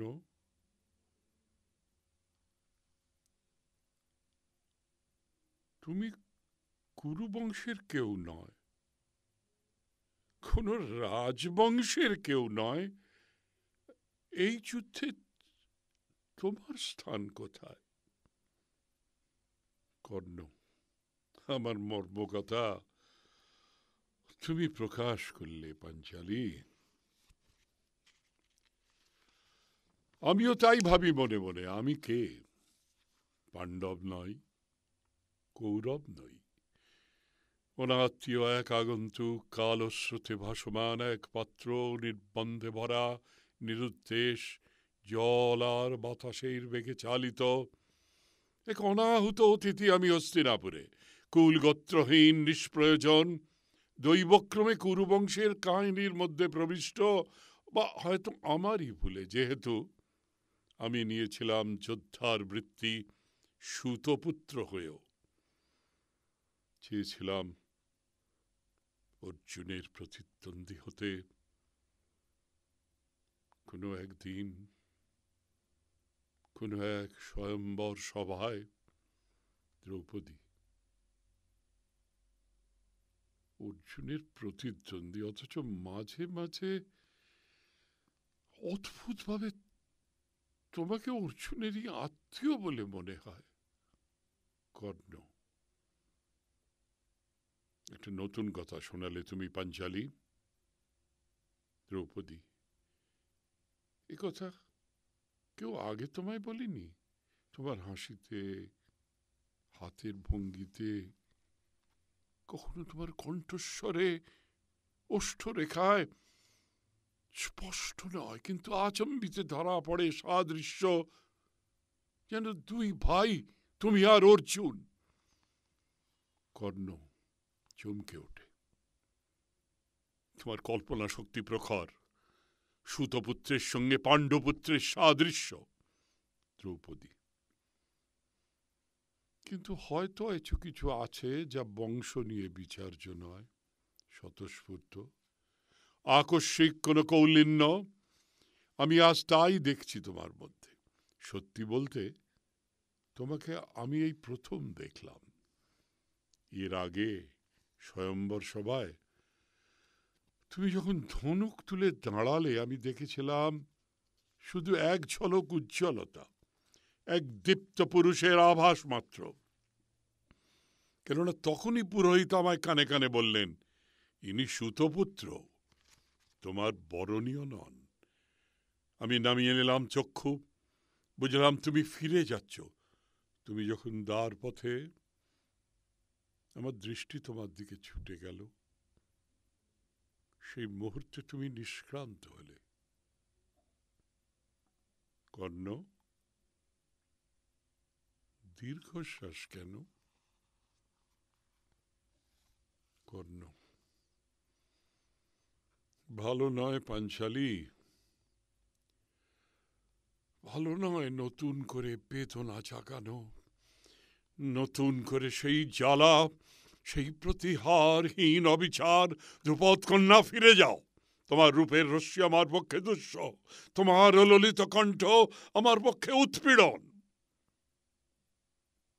দ্রৌপদী: এখনো জ্বালা? এতদিন পরেও? দ্রুত সভায় তোমার প্রতিশোধ কি পূর্ণ হয়নি?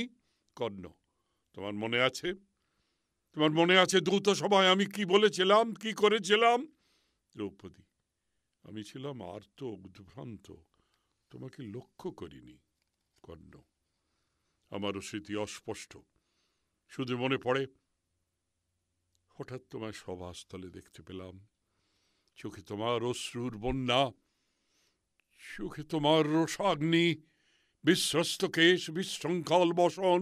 লজ্জায় তুমি উজ্জ্বলতর, অপমানে দে দীপ্যমান।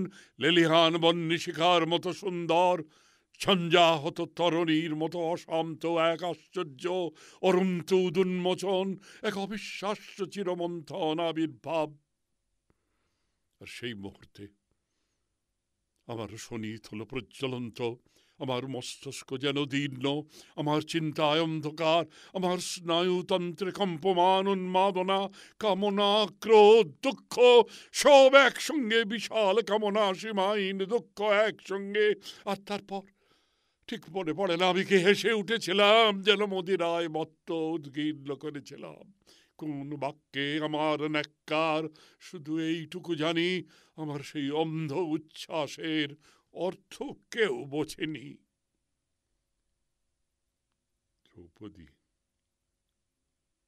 থাক কর্ণ, অতীত আর আলোচ্য নয় এখন। কেননা সব তর্কের মীমাংসা হবে যুদ্ধে। তবু তোমার কাছে একটি জিজ্ঞাসা আমার, যাকে অবিচার বললে তুমি, তার দৃষ্টান্ত শুধু কি আমার স্বয়ম্বর সভা? তুমি দুর্যোধনকে বলো তোমার শহীদ, কিন্তু তার কাছে কি পেয়েছো তুমি? এক মুঠো রাজত্ব। কিন্তু তোমার এই অঙ্গরাজ পদবী, তা কি নয় অন্তঃসারহীন অভিধা মাত্র? ক্ষমতা সব দুর্যোধনের, কর্তৃত্ব সব দুর্যোধনের, তুমি শুধু ব্যবহার্য তার। যন্ত্র যেমন যন্ত্রীর, বীর তুমি, এই কি তোমার যথাযোগ্য সম্মান? কর্ণ: তোমার যুক্তি আমি মানতে বাধ্য। কেউ আমাকে রাজা কর্ণ পর্যন্ত বলে না। দ্রৌপদী: তুমি কি ভাবো সম্ভব নয়, বিশ্বাস্য নয়? তবু ধরা যাক, দৈবাৎ যদি কৌরব পক্ষ জয়ী হয় যুদ্ধে, তুমি অংশ পাবে রাজত্বের। কর্ণ: ভরত বংশে যার জন্ম নয়, সে পাবে রাজত্বের অংশ? দ্রৌপদী: তুমি মানো এই যুদ্ধে কোনো অংশ নেই তোমার? যে পক্ষেরই জয় হোক, তোমার কিছু এসে যায় না? কর্ণ: আবার আমার মর্ম কথা। তোমার মুখে শুনলাম দ্রৌপদী। আমি জানি আমার অধর্ম হবে দুর্যোধনের বিরুদ্ধে যদি যাও কখনো। রাবণ ভ্রাতা বিভীষণকে আমি প্রবঞ্চক বলি, কিন্তু আছে এক অন্য পথ, তৃতীয় পথ, স্বপক্ষে নয়, বিপক্ষে নয়, বিবিক্ত, ত্যাগ নয়, অত্যাগ নয়, নির্লিপ্তি। তোমার রাজ্য কেউ হরণ করেনি কর্ণ, কোনো রাজ্য তোমার প্রাপ্য হবে না। তুমি নও কোনো জ্ঞাতি বা কুটুম্ব, কেউ পারবে না তোমাকে দোষ দিতে যদি নিরপেক্ষ থাকো। আমার বিশ্বাস শাস্ত্র তোমাকে সমর্থন করবে। কর্ণ, দেখছি তুমি কৃষ্ণের কথায় বিশ্বাসী নও, পাণ্ডবের জয়ে তুমি সন্দিহান। দ্রৌপদী, অন্তত নিশ্চিত জানি কৌরব পক্ষের নেতৃগণের নিপাত, আর তাই বলি যে যুদ্ধে তোমার কোনো অংশ নেই, স্বার্থ নেই, তাতে যুক্ত হয়ে তুমি কেন প্রাণ দেবে কর্ণ? যুদ্ধে মৃত্যু হলে স্বর্গলাভ হয় ক্ষত্রিয়ের, কিন্তু তুমি তো জন্মসূত্রে ক্ষত্রিয় নও। কর্ণ, তোমার বাগ্মিতায় আমি মুগ্ধ পাঞ্চালী। দ্রৌপদী, কিন্তু আমার প্রস্তাবে অসম্মত। তবু ভেবে দেখো, যদি তুমি রণস্থলে অস্ত্র হাতে নিয়ে পাণ্ডবের প্রতিপক্ষ হয়, তাহলে নিশ্চিত যেন অর্জুন তোমাকে সংহার করবেন কর্ণ। ওই তোমার তৃপ্ত শির লুটিয়ে পড়বে রক্তময় কর্দমে, আর তোমার শক্তিপুঞ্জ শরীর শয়ান হবে বন্ধ, বিভৎসভাবে নিশ্চল। কিন্তু কেন? তাতে কোন তৃপ্তি হবে তোমার আত্মার? কি সেই মহৎ উদ্দেশ্য যা সাধন করবে তোমার মৃত্যু? আমি সত্যি বলবো, আমি চাই কৌরবের পতন, কিন্তু সেই জন্য কর্ণের আত্মাহুতি আমার মনে হয় নিতান্তই নিরর্থক। কর্ণ, কিন্তু পাণ্ডবের জয় যদি নিশ্চিত, তাহলে কর্ণবদের গৌরব থেকে অর্জুনকে বঞ্চিত করা কি অন্যায় হবে না? দ্রৌপদী, তুমি কি তাহলে মৃত্যুপণ করেছ? এই সুন্দর পৃথিবীতে, এই রৌদ্রালোকে তুমি কি বাঁচতে চাও না কর্ণ? কেউ নেই যাকে তুমি ভালোবাসো? কর্ণ, আমি ভালোবাসার কাঙাল নই দ্রৌপদী, আমি আয়ুর ভিক্ষুক নই। দ্রৌপদী, কিন্তু আমি প্রার্থনা করি তোমার দীর্ঘায়ু।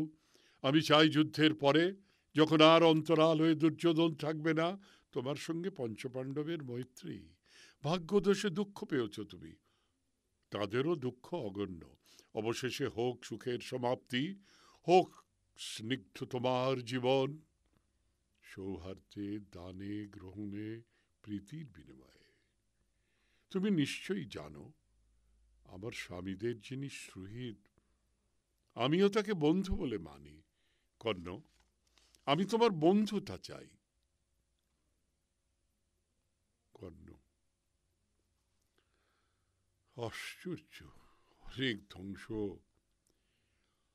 অনেক মৃত্যু, বিপর্যস্ত রাষ্ট্র, তারপর পঞ্চপাণ্ডবের সঙ্গে মৈত্রী, দ্রৌপদীর সঙ্গে বন্ধুতা, এই অধীরথ সুতপুত্র বৈকর্তনের। পাণ্ডবেরা আমার কে?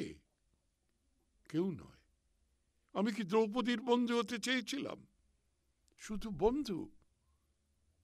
দ্রৌপদীর দিকে ফিরে, না, এই আমার উত্তর পাঞ্চালী, না। তুমি যেন আমি পাণ্ডবের বিপক্ষে আছি প্রতিশ্রুত, আমার সব অস্ত্র নিয়ে, আমার শেষ রক্তবিন্দু পর্যন্ত।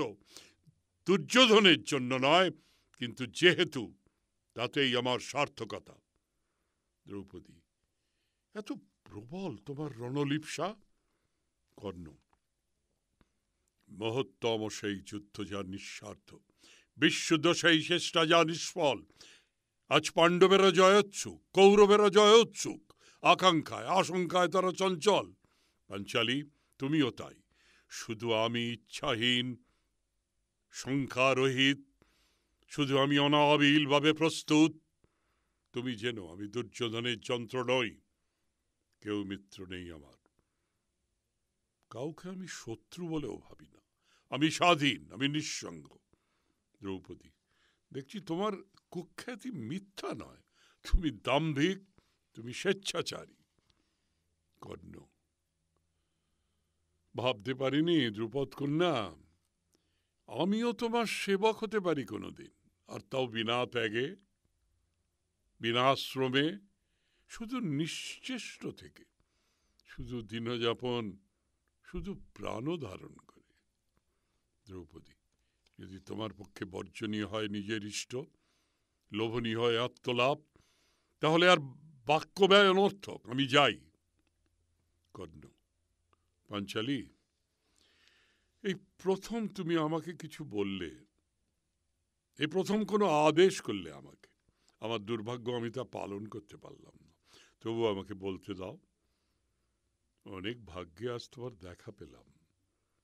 যুদ্ধের আগে শান্ত সময়ে রৌদ্রময় আকাশের তলায়। যেও না পাঞ্চালী, আর এক মুহূর্ত অপেক্ষা করো। আমি দেখি তোমাকে আরো একবার, ক্ষমতার সংঘর্ষ থেকে দূরে, ছলনার সন্ধান থেকে দূরে। তোমার চূর্ণালোক কাঁপছে যখন বাতাসে, তোমার বসনে যখন বৃক্ষ ছায়া চঞ্চল, তোমার অধর যখন রৌদ্র রেখায় স্পৃষ্ট। যুদ্ধের আগে গঙ্গার তীরে শান্ত নীল বনভূমির নির্জনতায়। দ্রৌপদী, সুশ্রাব্য বচন যেন রূপমুগ্ধ যুবার, যার দৃষ্টি নীলিমায় মগ্ন, যার চিত্তে নির্মল অনুভূতি, অথচ এর বক্তা হত্যাকাণ্ডে যোগ দেবার জন্য উন্মাদ। কর্ণ, তীব্র তোমার তিরস্কার পাঞ্চালী, কিন্তু সত্য নেই। আমি এত দূর পর্যন্ত হত্যায় বিমুখ যে মৃগপক্ষীকে আঘাত করিনি কখনো, কখনো খেলার চলে সরসন্ধান করিনি। অর্জুনের মতো অস্ত্র চালনায় কোনো কীর্তি নেই আমার, শুধু কিঞ্চিত খ্যাতি আছে, হয়তো ভিত্তিহীন। আমি তাই চাই পরীক্ষা। না দ্রৌপদী, আমি উন্মাদ নই, শুধু অপেক্ষমান সেই মহান নিষ্করুণ পরীক্ষার জন্য, যার মধ্য দিয়ে অবশেষে আমি পাবো আমার আত্মপরিচয়, হতে পারবো নিজের কাছে প্রকাশিত ও প্রমাণিত। দ্রৌপদী, অনিবার্য তোমার পতন, আমার দুঃখ হয় তোমার জন্য। কর্ণ, পাণ্ডব পত্নী বিজয়িনী হও। দ্রৌপদীর প্রস্থান। কর্ণ অর্ধালোকে প্রচ্ছন্ন, দুই বৃদ্ধ পা টিপে টিপে আলোয় বেরিয়ে এলেন। প্রথম বৃদ্ধ, সূর্য আরো পশ্চিমে। দ্বিতীয় বৃদ্ধ, বেলা পড়ে এলো। প্রথম বৃদ্ধ, পাঞ্চালী সুবচন বললেন। দ্বিতীয় বৃদ্ধ, পাঞ্চালী যুদ্ধ চান। প্রথম বৃদ্ধ, কর্ণ সুবচন বললেন। দ্বিতীয় বৃদ্ধ, কিন্তু কর্ণ অটল। প্রথম বৃদ্ধ, তিনি জয় চান না, তবু যোগ দেবেন যুদ্ধে। দ্বিতীয় বৃদ্ধ, যদি যুদ্ধ হয়। প্রথম বৃদ্ধ, হবেই। দ্বিতীয় বৃদ্ধ, হবেই। প্রথম বৃদ্ধ, পাঞ্চালী তো তাই বললেন। দ্বিতীয় বৃদ্ধ, পাঞ্চালী তাই বললেন। প্রথম বৃদ্ধ, আমরা উদ্ভ্রান্ত। দ্বিতীয় বৃদ্ধ, কে যেন আসছেন। প্রথম বৃদ্ধ, কেউ আসছেন। দ্বিতীয় বৃদ্ধ, মনে হয় কৃষ্ণ। প্রথম বৃদ্ধ, কৃষ্ণ? এবার তবে সমাধান। দ্বিতীয় বৃদ্ধ, কি সমাধান? প্রথম বৃদ্ধ, শুনেছি কৃষ্ণ সন্ধি চান। দ্বিতীয় বৃদ্ধ, সত্যি? প্রথম বৃদ্ধ, শুনেছি তিনি অর্জুনের সখা, দুর্যোধনের সহায়। তার নারায়ণী সেনা পাবেন দুর্যোধন, আর নিরস্ত্র তিনি হবেন পার্থ সারথী যদি যুদ্ধ হয়। কিন্তু তিনি সন্ধি চান। দ্বিতীয় বৃদ্ধ, সত্যি? মনে হয় তিনি দুপক্ষেই আছেন, হয়তো কোনো পক্ষেই নেই। কেউ কি তার মনের কথা জানে? মনে হয় তিনি ঋজু নন, বক্র স্বভাব, প্রথম বৃদ্ধ। কিন্তু তার মতো সক্ষম কেউ নেই শুনেছি, তার মতো মেধাবী কেউ নেই শুনেছি। তিনি পারবেন? দ্বিতীয় বৃদ্ধ। কি পারবেন? প্রথম বৃদ্ধ। জানি না, হয়তো সবই স্থির হয়ে গেছে, কিন্তু আমরা জানি না। দ্বিতীয় বৃদ্ধ। কৃষ্ণ জানেন? প্রথম বৃদ্ধ। হয়তো যা হবার তা আগেই হয়ে গেছে, কিন্তু আমরা জানি না। দ্বিতীয় বৃদ্ধ। কৃষ্ণ জানেন? প্রথম বৃদ্ধ। তাও জানি না, আমরা উদ্ভ্রান্ত। দ্বিতীয় বৃদ্ধ। ওই এলেন তিনি, দেখা যাক। বৃদ্ধেরা অন্ধকারে প্রচ্ছন্ন, কর্ণ উদ্ঘাটিত, কৃষ্ণের প্রবেশ। কর্ণ। কৃষ্ণ, বহুকাল পরে, এসো এসো, তোমাকে যেন ক্লান্ত দেখছি। কৃষ্ণ। তুমি বুদ্ধিমান, মন্ত্রণা সভায় যোগ দাওনি। কিছু নেই মন্ত্রণার মতো ক্লান্তিকর। মত মতান্তর, বাদ প্রতিবাদ, ব্যর্থ বিচার, নিষ্ফল বিশ্লেষণ, ক্ষাত্রধর্ম, কমাধর্ম, অর্থ, কাম, মোক্ষ, এক বিরাট বন্ধ কণ্টক বনে অন্ধের পদচারণা। আমি ক্লান্ত হয়েছি কথা শুনে শুনে, কথা বলে বলে, কিন্তু তবু আরো কিছু কথা বলতে চাই। যদি কর্ণ তুমি আমায় কয়েক মুহূর্ত সময় দাও। কর্ণ। বলো। মৃদু, তীক্ষ্ণ, অপ্রিয়, প্রিয়, কোপান্বিত, ছিদ্রান্বিত, ছলনাময়, অম্ল, কটু, তিক্ত, মধুর, প্রণয়যুক্ত বা উদ্দেশ্য প্রসূত, ভাবি গর্ব বা অন্তঃসারীন, তোমার যে কোনো বাক্য শুনতে আমি উৎসুক। কৃষ্ণ। কৃষ্ণ। আমার বক্তব্য আজ ঋজু, হয়তো এতক্ষণে তোমার অজানাও নেই। কর্ণ। তাহলে তারা তোমারই দুটি, কুন্তী আর পাঞ্চালী? কৃষ্ণ। তাহলে আমার পরামর্শ উপেক্ষা করে তারা তোমার কাছে এসেছিলেন? আমি বলেছিলাম, কর্ণকে আমি যতদূর জানি, কেউ কখনো পারবে না তার স্বীয় সংকল্প থেকে এক চুল টলাতে, এক তিল হেলাতে, বা হার্দ বচনে ভোলাতে, বা ন্যায় আর অন্যায়ের অতি সূক্ষ্ম তর্কের মধ্যে তার চিত্তকে অবশ করে দিতে অকস্মাৎ। তাদের যাত্রা নিষ্ফল হবে বলেছিলাম। কর্ণ। কিন্তু আমার পক্ষে নিষ্ফল হয়নি কৃষ্ণ। আমি দেখলাম তাদের। একজন আমার অদৃষ্টা, অপরিচিতা, আমার মা। আর অন্যজন আমার অস্পৃষ্টা, দূরচারিণী কান্তা। দুই নারী আমি যাদের ভালোবাসতে পারতাম। কৃষ্ণ। কি বললেন তারা? কর্ণ। কর্ণ, ফিরে এসো, ফিরে এসো তোমার মাতৃ হৃদয়ের সিংহাসনে। কর্ণ। যুদ্ধ করো না, আমি তোমার বন্ধু হতে চাই। কৃষ্ণ। আর তুমি? উত্তরে। কর্ণ।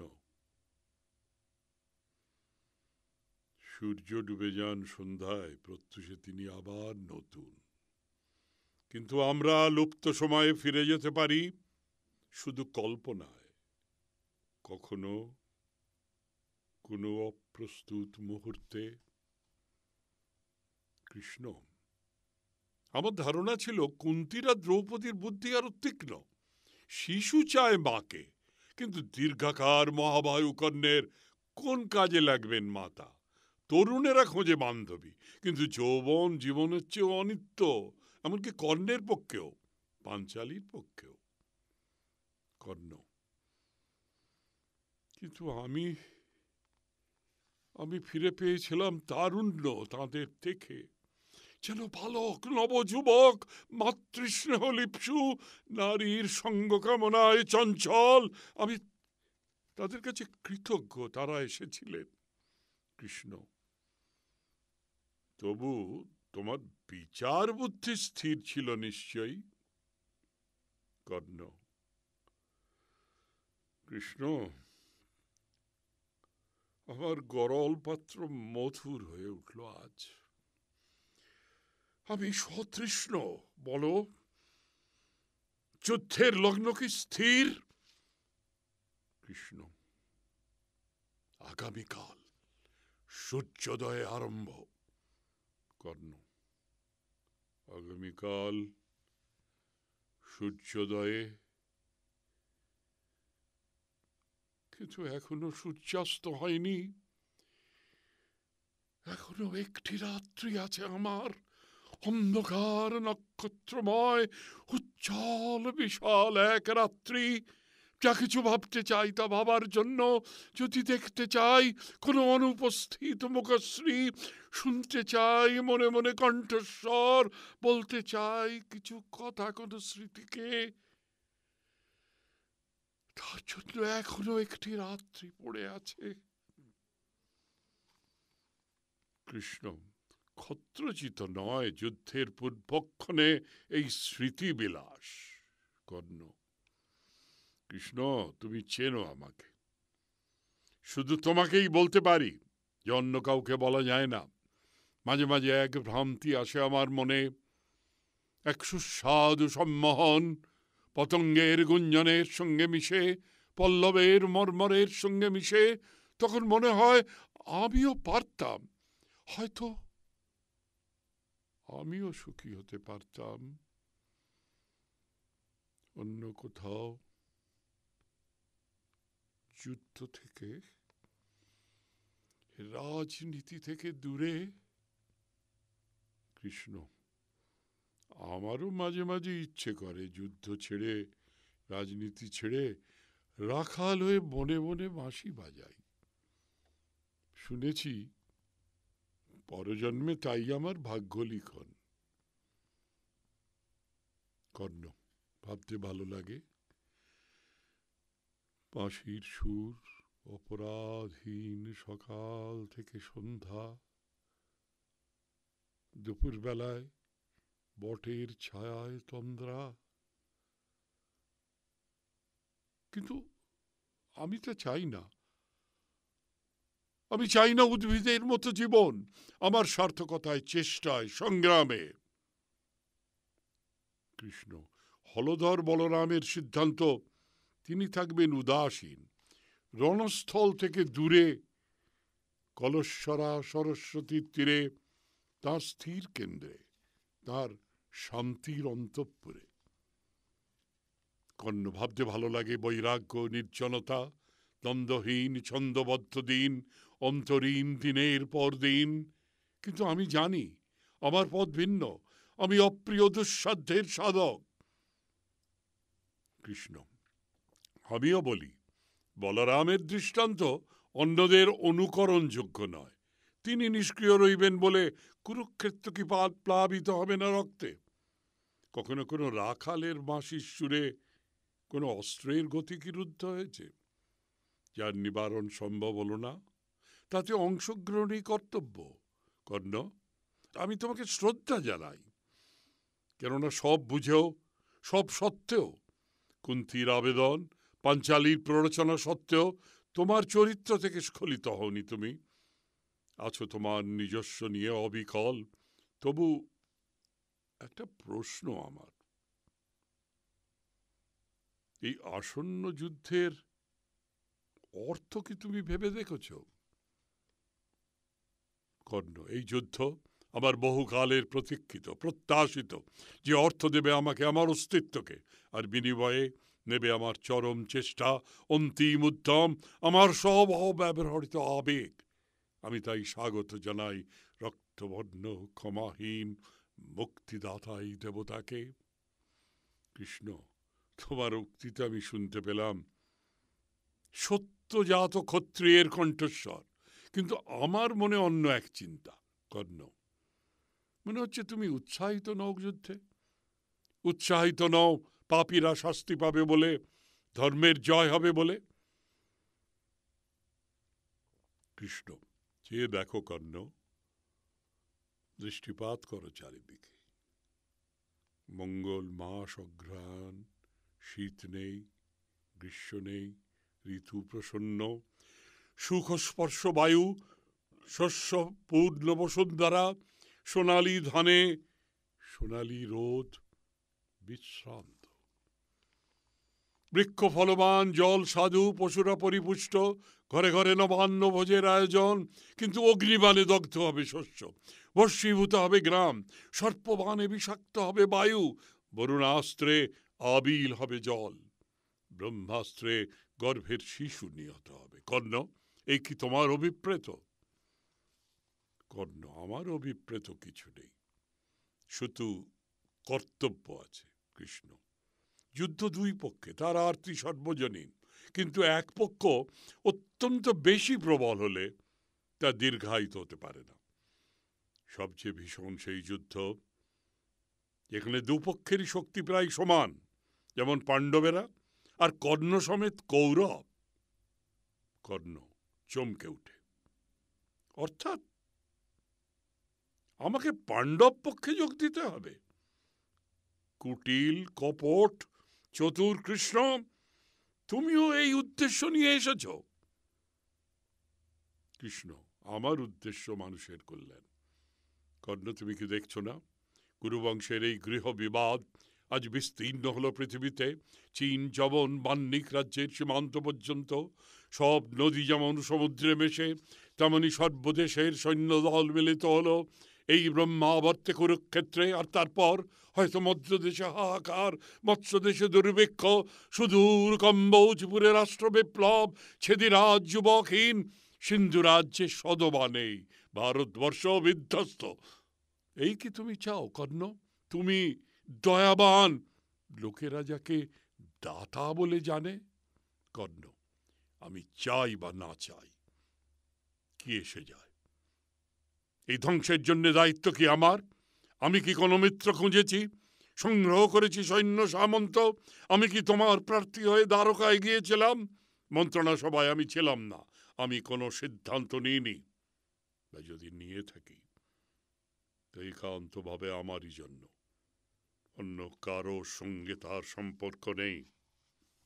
কৃষ্ণ, আছে কর্ণ, অনেকের ভাগ্য জড়িত আজ তোমার সঙ্গে, কেননা পাণ্ডব পক্ষে তুমি যুক্ত হলে পলোৎপাতে মীমাংসা হবে যুদ্ধের, আর দুর্যোধন জয় অসম্ভব বুঝে নিজেই চাইবে সন্ধি। তাই করো কর্ণ, তাই করো, ক্ষণস্থায়ী করো যুদ্ধকে, ত্বরান্বিত করো শান্তি।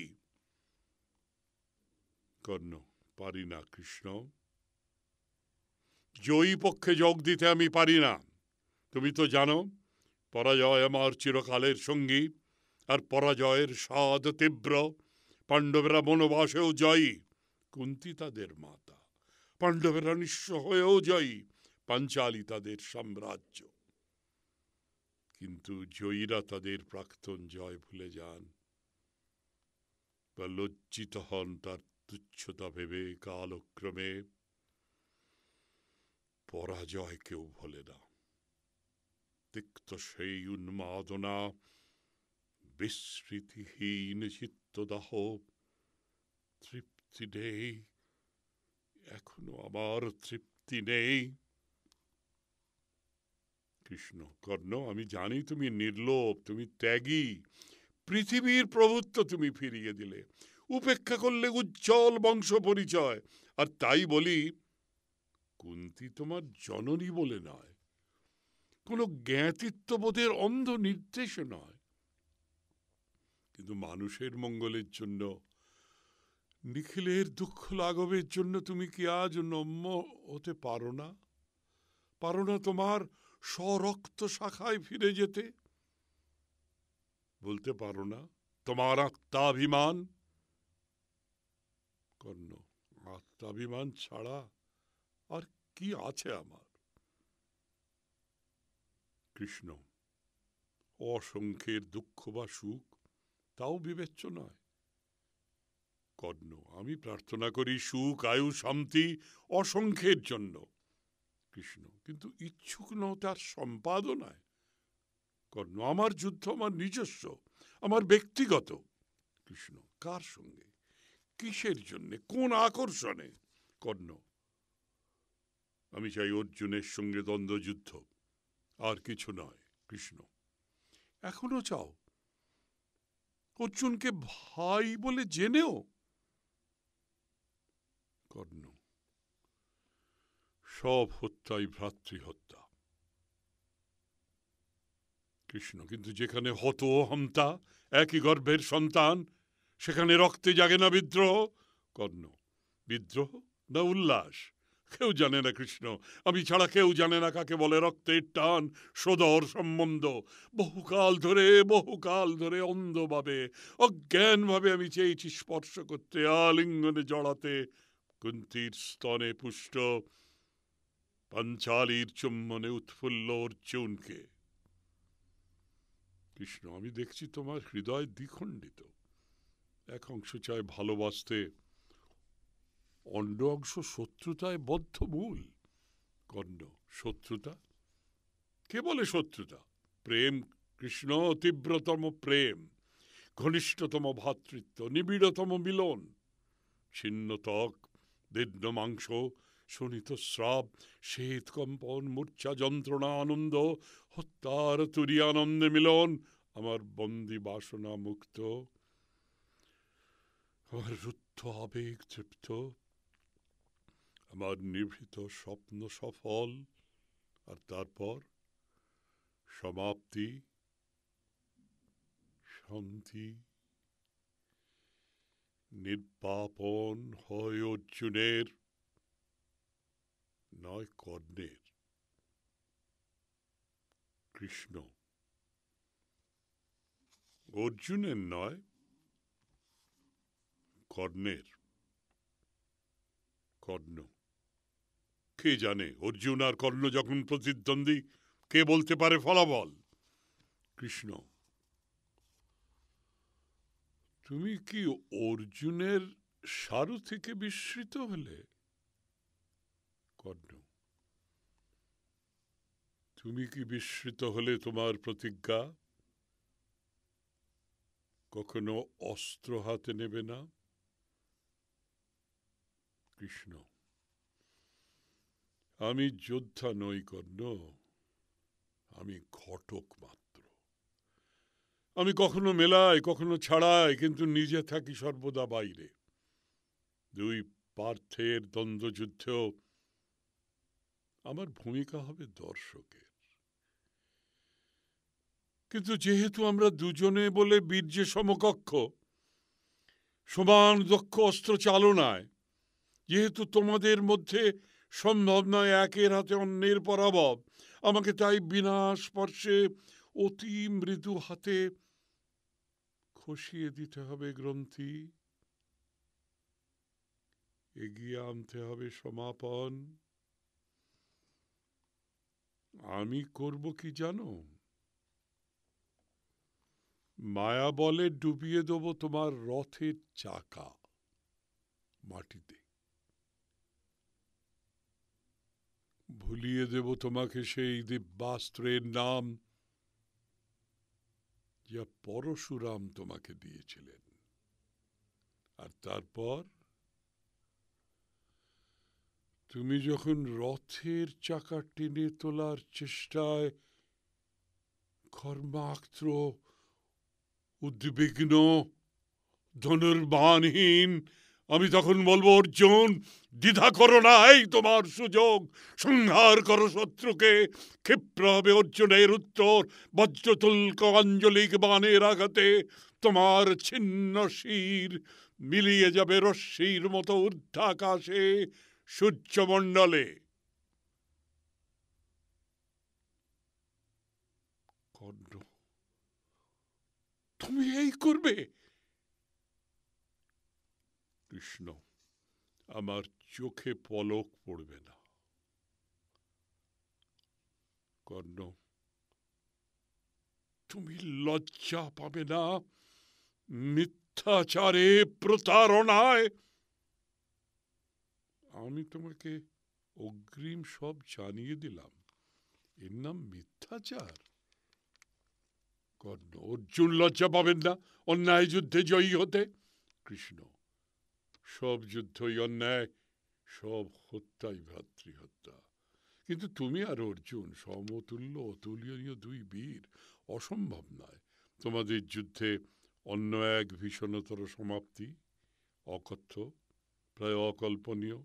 দুই ভ্রাতার, দুই প্রার্থের, একই গর্ভে সঞ্জাত দুই পুরুষের পরস্পরের হাতে সংঘার, একই মাতৃশনিতে নিমজ্জন, যুগপৎ মৃত্যু, দ্বিগুণিত হত্যা।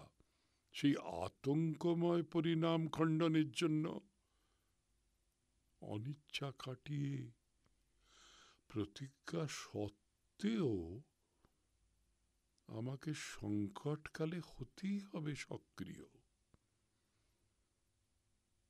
কর্ণ, সত্য ভঙ্গ করে সক্রিয় ধর্মের বিরুদ্ধে, কর্ণের বিরুদ্ধে, শুধু এই জন্য আশ্রিত অর্জুন যাতে বিনষ্ট না হন। আর এই কৃষ্ণকে কেউ কেউ বলে থাকে মাহাত্মা। কৃষ্ণ, ধৈর্যহীন বিচার করো না বন্ধু, আমার কথা শেষ পর্যন্ত শোনো। অর্জুন আমার আশ্রিত হতে পারেন, কিন্তু তুমি আজ নির্বাচিত। আমি রচনা করেছি তোমার জন্য এক উপহার, তোমারই মতো বীরের যা যোগ্য, আর যার যোগ্য তুমি ছাড়া অন্য কেউ নেই।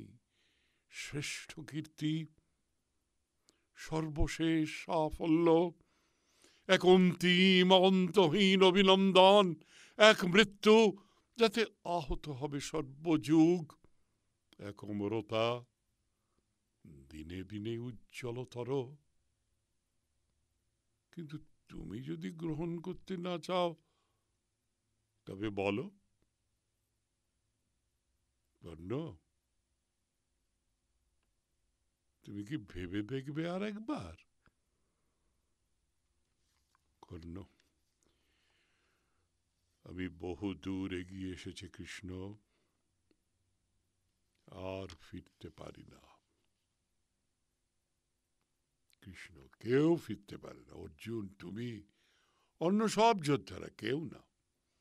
সকলেই বাধ্য, আমিও তাই। সূর্যাস্তের বিলম্ব নেই, বিদায়ের সময় হলো। কর্ণ, কর্ণ, কৃষ্ণ, আমার ক্ষণিক আত্মবিস্মৃতি ক্ষমা করো। জানি, আমিও জানি, সব এক অলঙ্গ সূত্রে গাঁথা হয়ে আছে। আছে এক অদৃশ্য অক্ষয় মহাবট, যার ডালে ডালে পক্ষ হয়ে ফলে ওঠে অসংখ্য সম্ভাবনার মধ্যে একটি মাত্র ঘটনা, অসংখ্য কার্যকারণের একটি মাত্র পরিণাম, অসংখ্য জিজ্ঞাসার পরে একটি মাত্র উত্তর। সেই মহাবৃক্ষের কোনো একটি শাখা এবার দুলবে, রক্তিম একটি ফলের মতো আমার মৃত্যু। কৃষ্ণ, আমাকে একটা প্রিয় কথা শোনালে তুমি।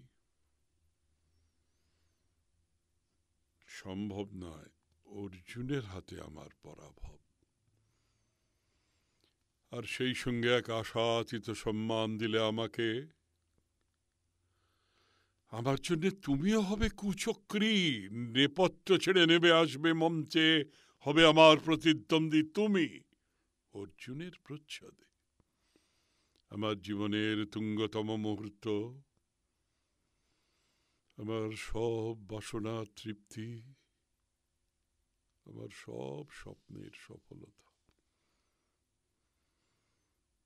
তা আমাকে উপহার দেবে অর্জুন নয়, তুমি। তুমি কৃষ্ণ, যাকে কেউ কেউ বলে নরশ্রেষ্ঠ বিশ্বম্ভর। আমি সম্মত, আমি আনন্দিত, আমার পরাজয়ে আমি ধন্য। কৃষ্ণ, এ যুদ্ধে সকলেই পরাজিত হবে কর্ণ। জয়ী, বিজিত, হত, উদ্বৃত্ত সকলেই। কর্ণ, মহাজ্ঞানী, আমার শেষ নমস্কার তোমারই জন্য। এসো, আলিঙ্গন দাও। আবার রণস্থলে দেখা হবে, তারপর হয়তো পরজন্মে। না, যদি কখনো কোনো সুকৃতি আমি করে থাকি, যদি কখনো ভেবে থাকো আমি তোমার স্নেহের যোগ্য, তবে আশীর্বাদ করো আর যেন ফিরে না আসি। এই একবার, এই আমার যথেষ্ট। কৃষ্ণ, তুমি থাকবে বিশ্ব মানবের স্মরণে চিরকাল, এক ভাস্বর, মহান, পরাজিত বীর। কৃষ্ণের প্রস্থান, কর্ণ অন্ধকারে প্রচ্ছন্ন দুই বৃদ্ধ উদ্ঘাটিত। প্রথম বৃদ্ধ কর্ণ বেছে নিলেন মহত্ব তার মৃত্যুর মূল্যেও। তাই আরম্ভ হবে মহাযুদ্ধ, কাল সূর্যোদয়। মাতা কুন্তী, কেন তোমার পুত্রকে ত্যাগ করেছিলে? দ্বিতীয় বৃদ্ধ, কেউ কেউ কামনা করেন মহত্ব, মৃত্যুর মূল্যেও মানি, তারা শ্রদ্ধেয়। কিন্তু আমি তাদের ভয় করি। আমি বলি, তারাই ধন্য যারা সাধারণ, যাদের চরম লক্ষ্য সহজ সুখ, সাংসারিক তৃপ্তি। তাদেরই জন্য মানব বংশ আবহমান।